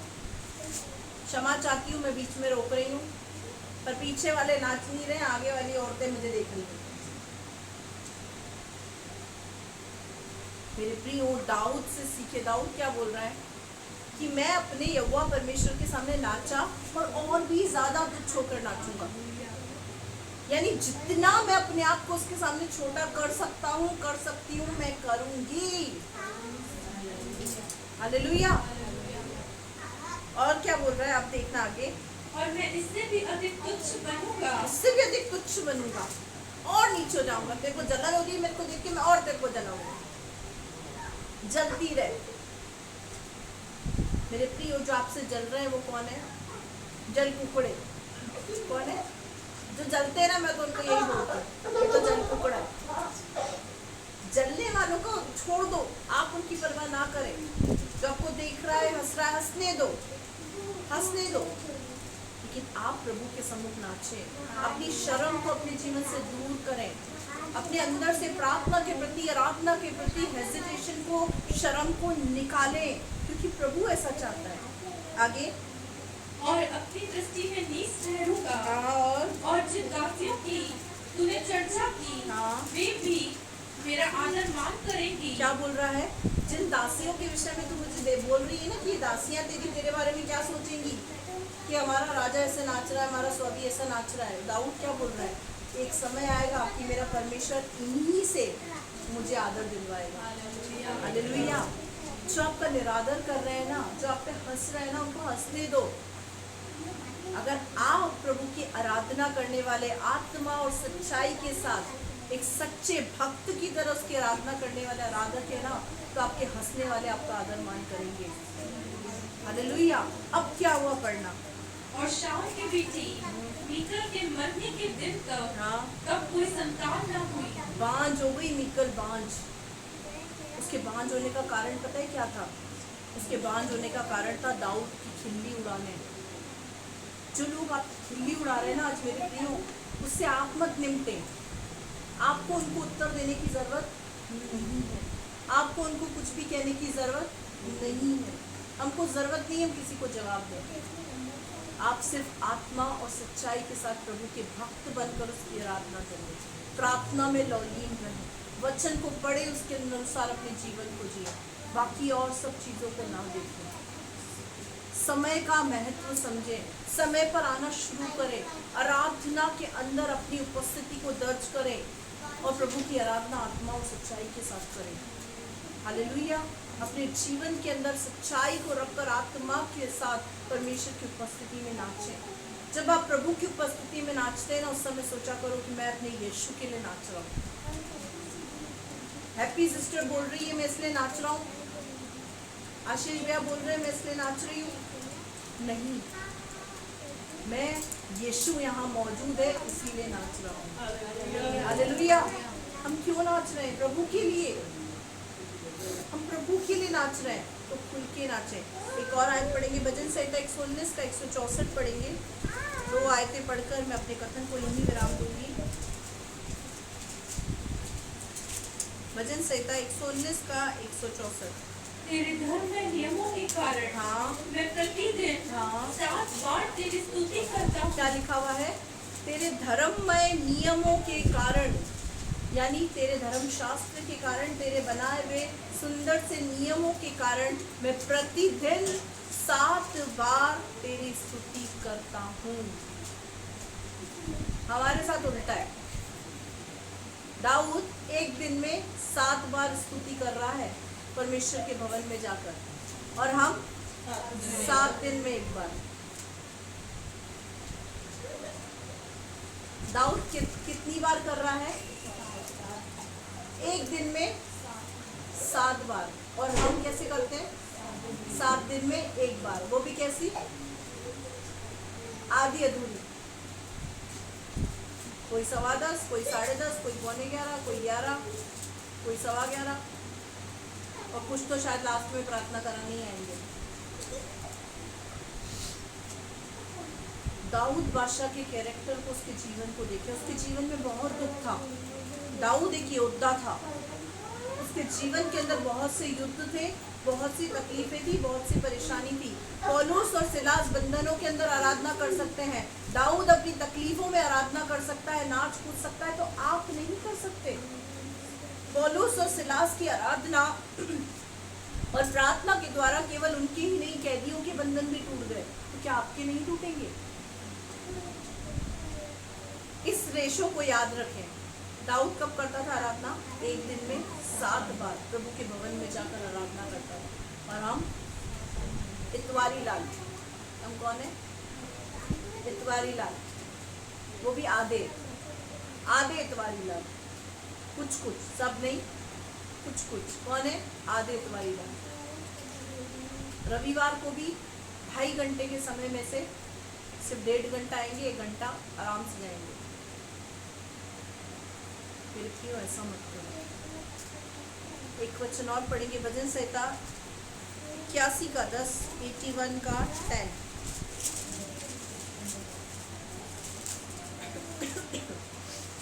तेरा परमेश्वर यहोवा मैं हूँ। अब परमेश्वर क्या बोल रहा है? तेरा परमेश्वर यहोवा मैं हूँ, तेरा पिता मैं हूँ, तेरा प्रभु मैं हूँ, और जो तुझे मिस्र देश से निकाल लाया, जो तुझे शैतान की गुलामी में से निकाल आया है।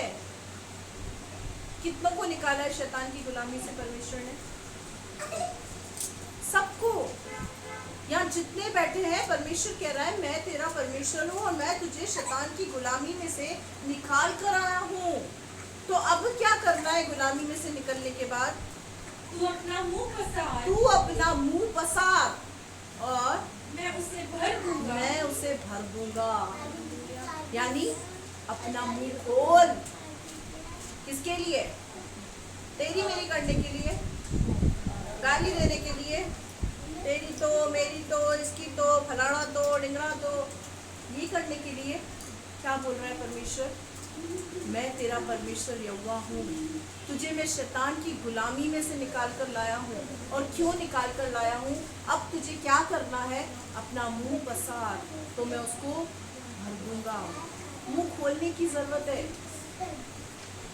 आराधना जब हम करते हैं ना तो हमारे मुंह ही नहीं खुलते। एक बड़ी दिक्कत है, या तो नाचेंगे या गाएंगे, दोनों काम नहीं कर सकते हम। सब आपकी नहीं चलेगी। क्यों? हम गाकर आराधना करें। इससे पता है क्या दो फायदे हैं। क्या फायदे हैं? एक तो हम आनंद से भर जाएंगे और दूसरा हमको गाने याद होने लग जाएंगे। ये दो फायदे हैं गाना गाने के। आराधना वाले गाने, वो वाले गाने नहीं, मुन्नी मुन्नी तेरी मेरी जो चलते हैं बाहर, वो नहीं। आराधना वाले गीतों को गाने में आप आनंद से भर जाएंगे और दूसरा गाने याद हो जाएंगे। जो बोलते हैं ना हमको तो गाने याद ही नहीं होते, हमको तो आते ही नहीं गाने, उसका सबसे बड़ा मुख्य कारण क्या है? हम गानों को गाते नहीं।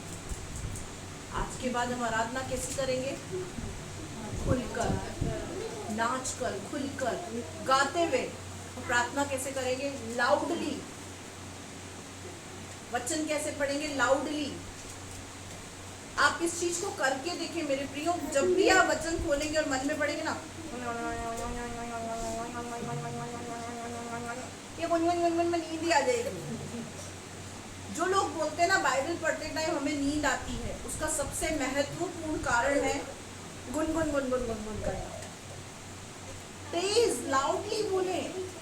जब आप वचन पढ़ेंगे ना तो वो वचन आपके पढ़ने के साथ साथ आपके कान में भी जाएगा। आपके कानों में जाएगी। गुनगुन गुनगुन गुनगुन गुनगुन में तो कहीं नहीं जा रहा है, वो मन में जा रहा है। और मन तो ऐसा धोखेबाज है, उसको तो ऐसा असाध्य रोग लगा है, वो कभी भी भटका देगा और टंडोले वंडोले कर देगा। मन में आराधना आज के बाद कोई नहीं करेगा, मन में प्रार्थना कोई नहीं करेगा और मन में वचन कोई नहीं पढ़ेगा। अपने चलन में इस चीज को लेकर आए। इस कलीसिया का प्रत्येक व्यक्ति, अगर आप परमेश्वर को प्रसन्न करना चाहते हैं तो वही परमेश्वर कह रहा है अपना मुंह पसार तो मैं उसको भर दूंगा। हमारी क्या दिक्कत है? मुंह ही नहीं खुलता। ऐसा चिपका के आते हैं फेविकॉल की तरह कि नहीं खोलूंगा। कोई खुला के तो दिखा दे। फेविक्विक लगा के ऐसे चिपका के आते हैं। मैंने बहुत लोगों को देखा है। वचन पढ़ने का तरीका मुझे तो बात ही समझ में नहीं आती है। वचन पढ़ लिया, बैठे वचन पढ़ने, क्या कर रहे हैं? बाइबल लेके बैठे हैं, पता नहीं क्या कर रहे हैं, वचन पढ़ रहे हैं या कुछ सोच रहे हैं, समझ में नहीं आता। मच्छर बिन बिन बिन बिन करता है, देखिए आवाज सुनिए इसकी रात के टाइम। कैसी लगती है आवाज?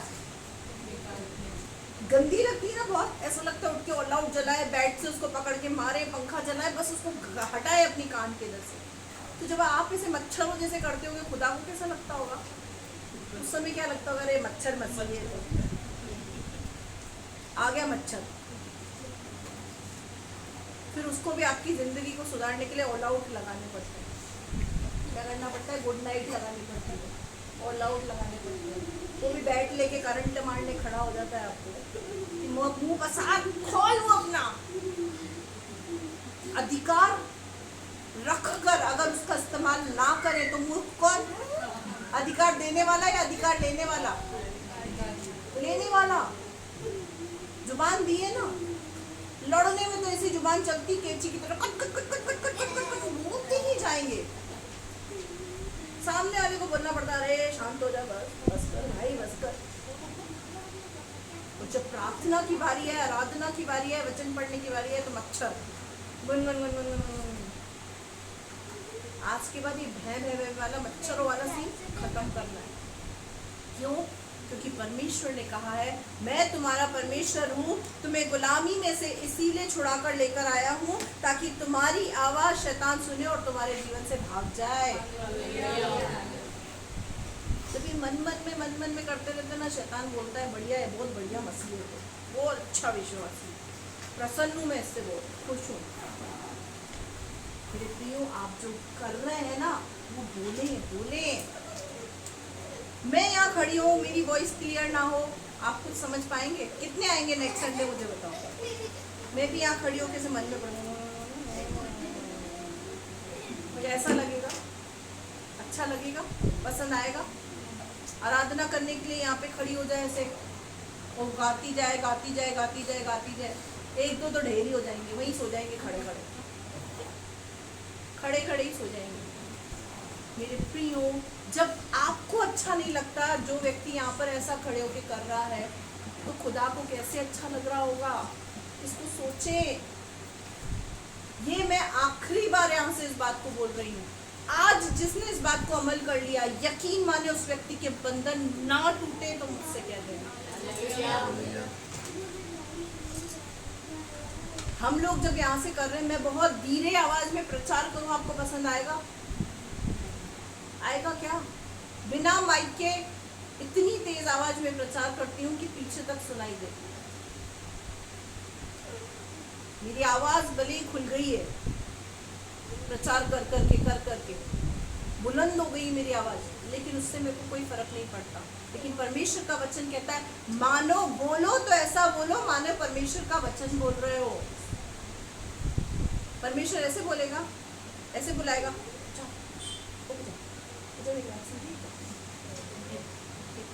ऐसे बुलाएगा परमेश्वर, ऐसे बोलेगा परमेश्वर।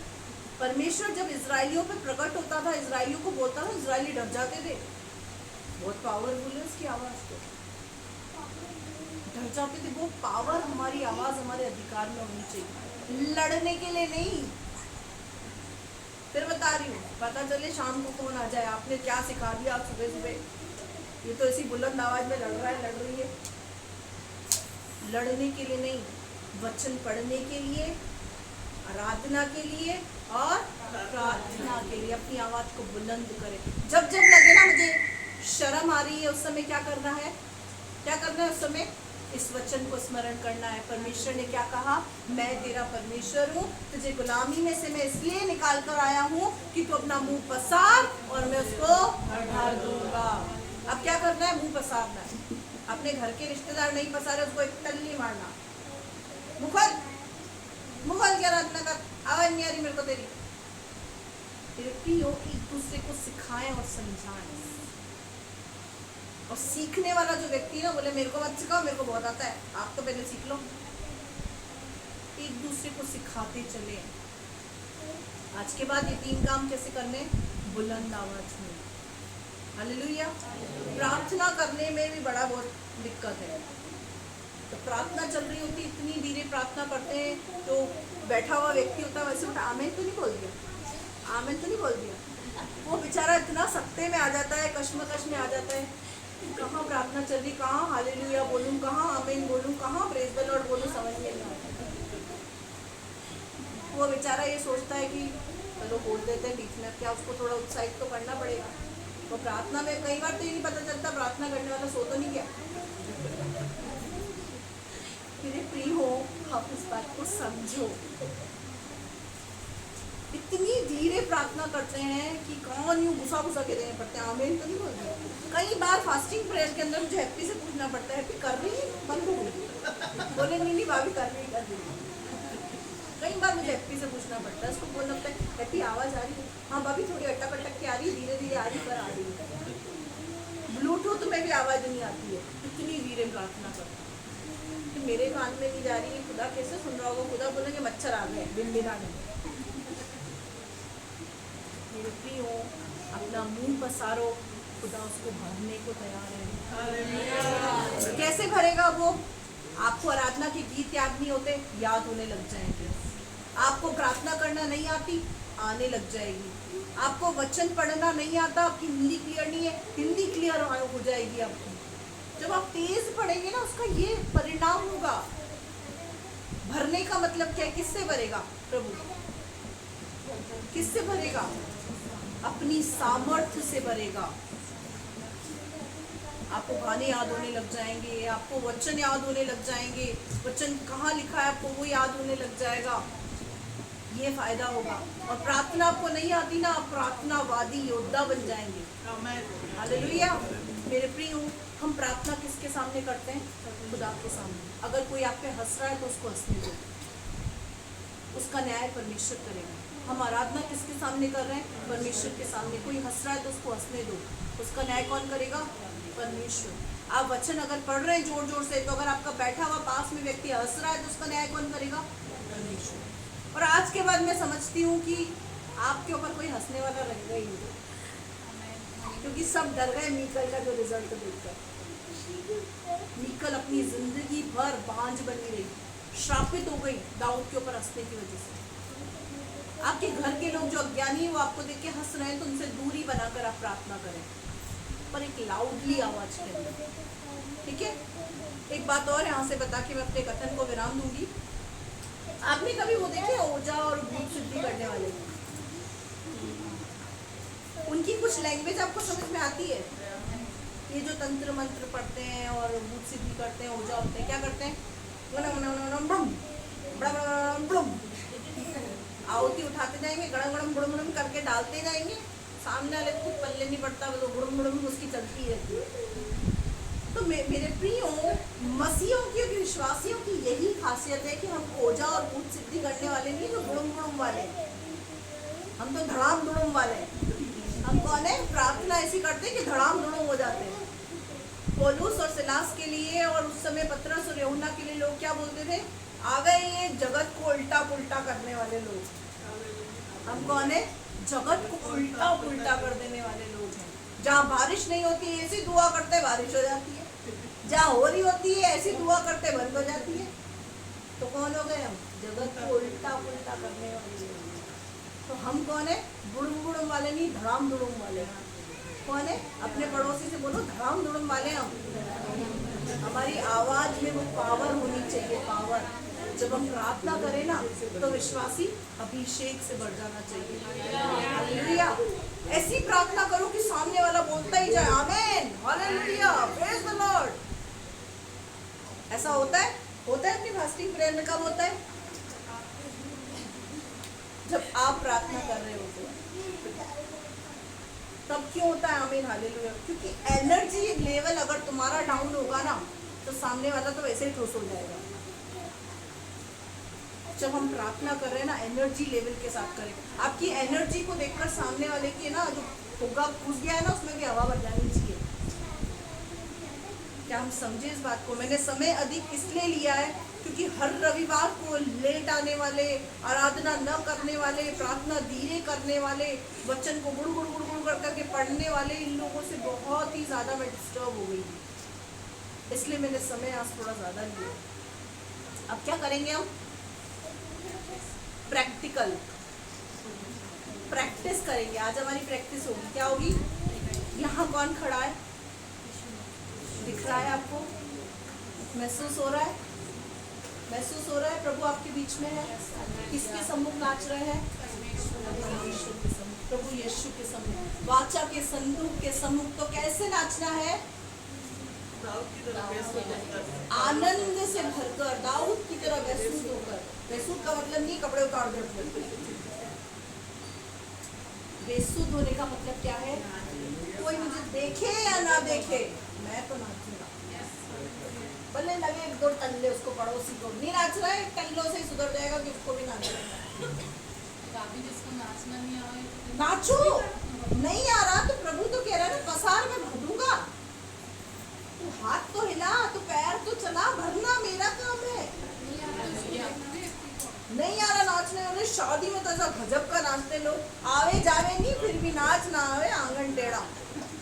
आता नहीं नाचने फिर भी आंगन को ऐसा टेढ़ा टेढ़ा कर देते हैं। टेढ़े मेढ़े नाचेंगे, नीचे बैठ जाएंगे, ऊपर चले जाएंगे, कुछ भी करते रहेंगे पर नाचेंगे। वो जोश प्रभु की उपस्थिति में देखा होगा। नहीं आता है कोई बात नहीं, हाथ उठाना आता है, पैर चलाने आते हैं, काफी है। हाथ उठाना, पैर तो चलाना एक्शन के साथ थोड़ी करना है। और एक्शन करने के लिए इनको रखा है ना यहाँ पर। अपने स्थान पर खड़े हो जाए। अब क्या करेंगे? प्रैक्टिकल, जोश से बढ़ जाएं। आज के बाद आवाज बुलंद होनी चाहिए। अगले हफ्ते अगर किसी की टाई टाई फेस हुई तो यहाँ आके करेगा वो। अगले हफ्ते अगर किसी की टाई टाई फेस हुई तो आराधना कैसी करनी है? खुशी के साथ, आनंद के साथ। थोड़ी एक्सरसाइज करा दो, जम गए सब। पानी वानी पी लो, फटाफट तैयार हो जाओ। हाँ, फिर बोलना मैं प्यास लगी है, बाद में नाचता हूँ। आइए, जैसा कि हम इस बात को महसूस कर रहे हैं, आप बैठे बैठे अपने शरीर से थक गए होंगे। आइए हम थोड़ा सा अपने हाथ पाँव के मूवमेंट को लेंगे सब इधर ध्यान दें, मेरे प्रिय भाई और बहनों, सब इधर ध्यान दें, नाचो, तुमको देखेंगे वो। सब इधर ध्यान दें। पहले हम हमारे हाथ पाँव को खोलेंगे। हम किसको फॉलो करते हैं?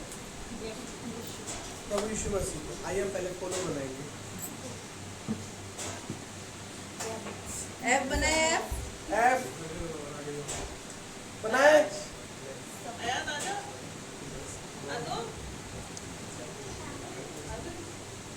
O L W। एक बार किसी को झुकना है तो झुक लो। कमर सीटी करो, कमर। ठीक है, आओ। मैं महसूस करता हूँ कि आप जो आप बैठे थे, आपने अपने शरीर की थकान को दूर किया है।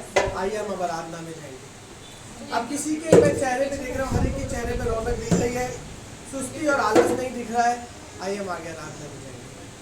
मैं निवेदन करूंगी आज, अगर भैया की इजाजत हो, बॉयज आगे आए और गर्ल्स पीछे चले जाए। आए बॉयज सारे आगे आएंगे, लेडीज पीछे चली जाए, क्योंकि सबसे ज्यादा यही शर्माते हैं। सारे बॉयज आगे आ जाए, लेडीज पीछे चली जाए। शर्माना नहीं है, हम प्रभु की उपस्थिति में नाच रहे हैं। हालेलुया। लेडीज इस तरफ से खड़ी रहेंगी, क्योंकि आप सब हाइट में छोटी होने के कारण आप हमें दिखेंगी नहीं। इस तरफ खड़े। आप बॉयज इधर हो जाए सारे, एक साइड लेडीज आ जाए और एक साइड जेंट्स। और लेडीज इधर आए, लेडीज इधर आ जाए, लेडीज इधर आ जाए, जो इसमें में आ जाए। भारती बहन आप आगे आ जाए, सुमन बहन सारी आगे लेडीज आ आ जाए। अपने आप ध्यान दें, जिसकी हाइट कम है वो आगे रहे और जिसकी हाइट थोड़ी ज्यादा है वो पीछे रहे। नीचे जाऊँ भैया, हाइट ज़्यादा है मेरी। आइए हम आराधना में जाएंगे। हमारे बीच में एक चिराग भाई कहाँ है? आइए हम आराधना में चलें। Hallelujah hallelujah. Hallelujah hallelujah. परमेश्वर की स्तुति में एक सुंदर गीत गाएंगे। यीशु है कैसा कुमार भैया, यीशु है कैसा कुमार। थोड़ा पीछे भी चलो, नाचने की जगह तो मिले आपको, पीछे भी थोड़ा चलो। खुल जाइए। ये एक्शन गीत है और मेरा विश्वास है आज बहुत अच्छे तरीके से परमेश्वर ने हमें सिखाया है। हालेलुया। हालेलुया। तो एक्शन के साथ जैसा भी हमें आता है, हम परमेश्वर के सामने एक बच्चे बनकर नाचें। हालेलुया और जिसको नहीं आता है वो यहाँ देखकर आराधना करें, मुझे विशेष देखें। आंखें किसी की बंद नहीं होनी चाहिए। हालेलुया। आइए हम आराधना में जाएंगे। यीशु है कैसा कुमार भैया, यीशु है कैसा कुमार, यीशु है कैसा कुमार भैया, यीशु है कैसा कुमार। नाटा बनाया, लंबा बनाया, नाटा बनाया, लंबा बनाया, जैसा बनाया अच्छा बनाया, जैसा बनाया अच्छा बनाया। यीशु यीशु यीशु है कैसा कुमार भैया, यीशु है कैसा कुमार, यीशु है कैसा कुमार उनको देखकर फॉलो भी नहीं कर रहे आप। कुमार कैसे बनाता है? कुमार का पार्ट देखा है कैसे बनाता है? बनाना कैसे है? हिले हिले, मूवमेंट करें। बनेगा कैसे? जब हिलेंगे तभी तो बनेगा ना। कुमार कैसा है? ऐसे बनाता है। विलोड़ते कैसे? हाँ, हम लोगों को विलोड़ना हर चीज को बहुत अच्छे से आता है। टांगों को हिलाएं, केवल हाथ से नहीं, पैर के भी मूवमेंट करें। जैसे इधर कर रहे हैं वैसा हो वैसा करें, बिल्कुल सेम टू सेम। मजा किसको आना चाहिए? प्रभु यीशु मसीह को और आपको। Hallelujah hallelujah. आपकी आराधना से आपको ही मजा नहीं आएगा तो खुदा को कैसे आएगा? हालेलुया। आज करें, मजा ना आ जाए तो क्या, और आज ही नहीं करना है, हमेशा करना है। करें। हमारे साथ चिराग भाई हैं, मैं उनसे अनुरोध करूंगा वो आगे आ जाए। विशाल भाई के बिल्कुल पास में खड़े हो। चिराग भाई आगे आए, विशाल भाई के पास में आए। आइए हम आराधना में जाएंगे। प्रियंका सिस्टर, अनीता सिस्टर, आगे ऐसे बुला रहे हो जैसे मैं नाचता ही नहीं। कितना आगे बुला रहे हो, नाचना ही नहीं आएगा। कैसे नाचूंगा? आपसे भी आ गए आइए हम आराधना में जाएंगे। नहीं नहीं कोई बात नहीं। यीशु है कैसा कुमार मैया, यीशु है कैसा कुमार, यीशु है कैसा कुमार मैया, यीशु है कैसा कुमार। भला बनाया बुरा बनाया, भला बनाया बुरा बनाया, कैसा बनाया अच्छा बनाया, कैसा बनाया अच्छा बनाया। यीशु यीशु यीशु है कैसा कुमार मैया, यीशु है कैसा कुमार, यीशु है कैसा कुमार मैया, यीशु है कैसा कुमार। बूढ़ा बनाया पतला बनाया, बूढ़ा बनाया पतला बनाया, कैसा बनाया अच्छा बनाया, कैसा बनाया अच्छा बनाया। यीशु यीशु यीशु है कैसा कुमार मैया, यीशु है कैसा कुमार, यीशु है कैसा कुमार मैया, यीशु है कैसा कुमार। मुझको बनाया मुझको बनाया, मुझको बनाया मुझको बनाया, मुझको बनाया मुझको बनाया, मुझको बनाया मुझको बनाया, कैसा बनाया अच्छा बनाया, कैसा बनाया अच्छा बनाया। यीशु यीशु यीशु है कैसा कुमार मैया, यीशु है कैसा कुमार, यीशु है कैसा कुमार मैया, यीशु है कैसा कुमार। राजा बनाया लंबा बनाया, राजा बनाया लंबा बनाया, कैसा बनाया अच्छा बनाया, कैसा बनाया अच्छा बनाया। यीशु यीशु यीशु है कैसा कुमार मैया, यीशु है कैसा कुमार, यीशु है कैसा कुमार मैया, यीशु है कैसा कुमार,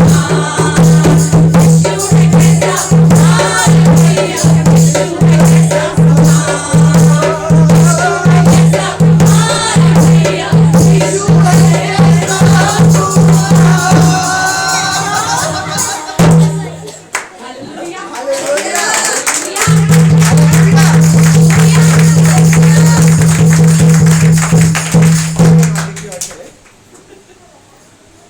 आया बता? सबको आशीष दे। मजा आया और आनंद से भर गए ना हम लोग। ऐसी ही आराधना इस कलीसिया में हर एक व्यक्ति के द्वारा हर रविवार को होनी चाहिए। घर में जब जब मीटिंग हो तब, और घर में हर दिन। हालेलुया। ये आराधना करके देखिए मेरे प्रियो, अगर आपके बंधन ना खुले ना तो मुझसे कह दीजिए। ऐसी आराधना हमको करनी है सबके सामने। ऐसी आराधना करनी है कि हमारा पास वाला हमसे इंस्पायर हो जाए, वो आराधना करना सीख जाए। हालेलुया। हमने आराधना के महत्व को, समय के महत्व को, प्रार्थना के महत्व को, वचन के महत्व को सीखा है। क्या करना है? मुंह पसारना है, खुदा अपने आप भरेगा। हालेलुया। आइए हम अपनी आंखों को बंद करें। आइए हालेलुया। Thank you Jesus. आशीष वचन को प्राप्त करेंगे, अपनी आंखों को बंद करेंगे और परमेश्वर के सम्मुख अपने सरों को झुकाएंगे। पिता परमेश्वर का प्रेम, प्रभु यीशु मसीह का अनुग्रह और पवित्र आत्मा की सहभागिता आपके और हमारे साथ सदैव बनी रहे। हम सब कहेंगे आइए हम आशीर्वाद को प्राप्त करेंगे। आशीर्वाद को प्राप्त करें। ठीक परमेश्वर आपको आशीष दे, आपकी रक्षा करे, अपने मुख का प्रकाश आप पर चमकाए, आप पर अनुग्रह करे, अपना मुख आपकी ओर करे, आपको अपनी शांति से भरे। सब कहें आमीन। प्रभु इन वचनों के द्वारा आपको आशीष दे। जय मसीह की। प्रेज। और जो हमारे साथ यूट्यूब पर है, प्रभु आप सबको आशीष दे। और जैसा कि आज प्रभु की दासी के द्वारा परमेश्वर ने वचन के द्वारा हमें सिखाया, वैसा ही अपने जीवन को फॉलो करें। और अगर आपको परमेश्वर का वचन भाता है तो आप कमेंट बॉक्स में जाके कमेंट करें। और इस वचन को अगर आप आपके परिवार के किसी सदस्यों से शेयर करना चाहते हैं, आप चाहते हैं उनके जीवन में भी प्रोत्साहित हो और उनके जीवन में भी निराशाएं जाएं और सकारात्मक और इस सकारात्मक उनके जीवन में विचार आए और नकारात्मक जीवन से दूर हो, तो आप उनसे इस शेयर को इस चैनल को सब्सक्राइब करने के लिए कहें और शेयर करें और उन्हें हमारे साथ जुड़ने के लिए कहें। प्रभु आप सबको आशीष दे। जय मसीह।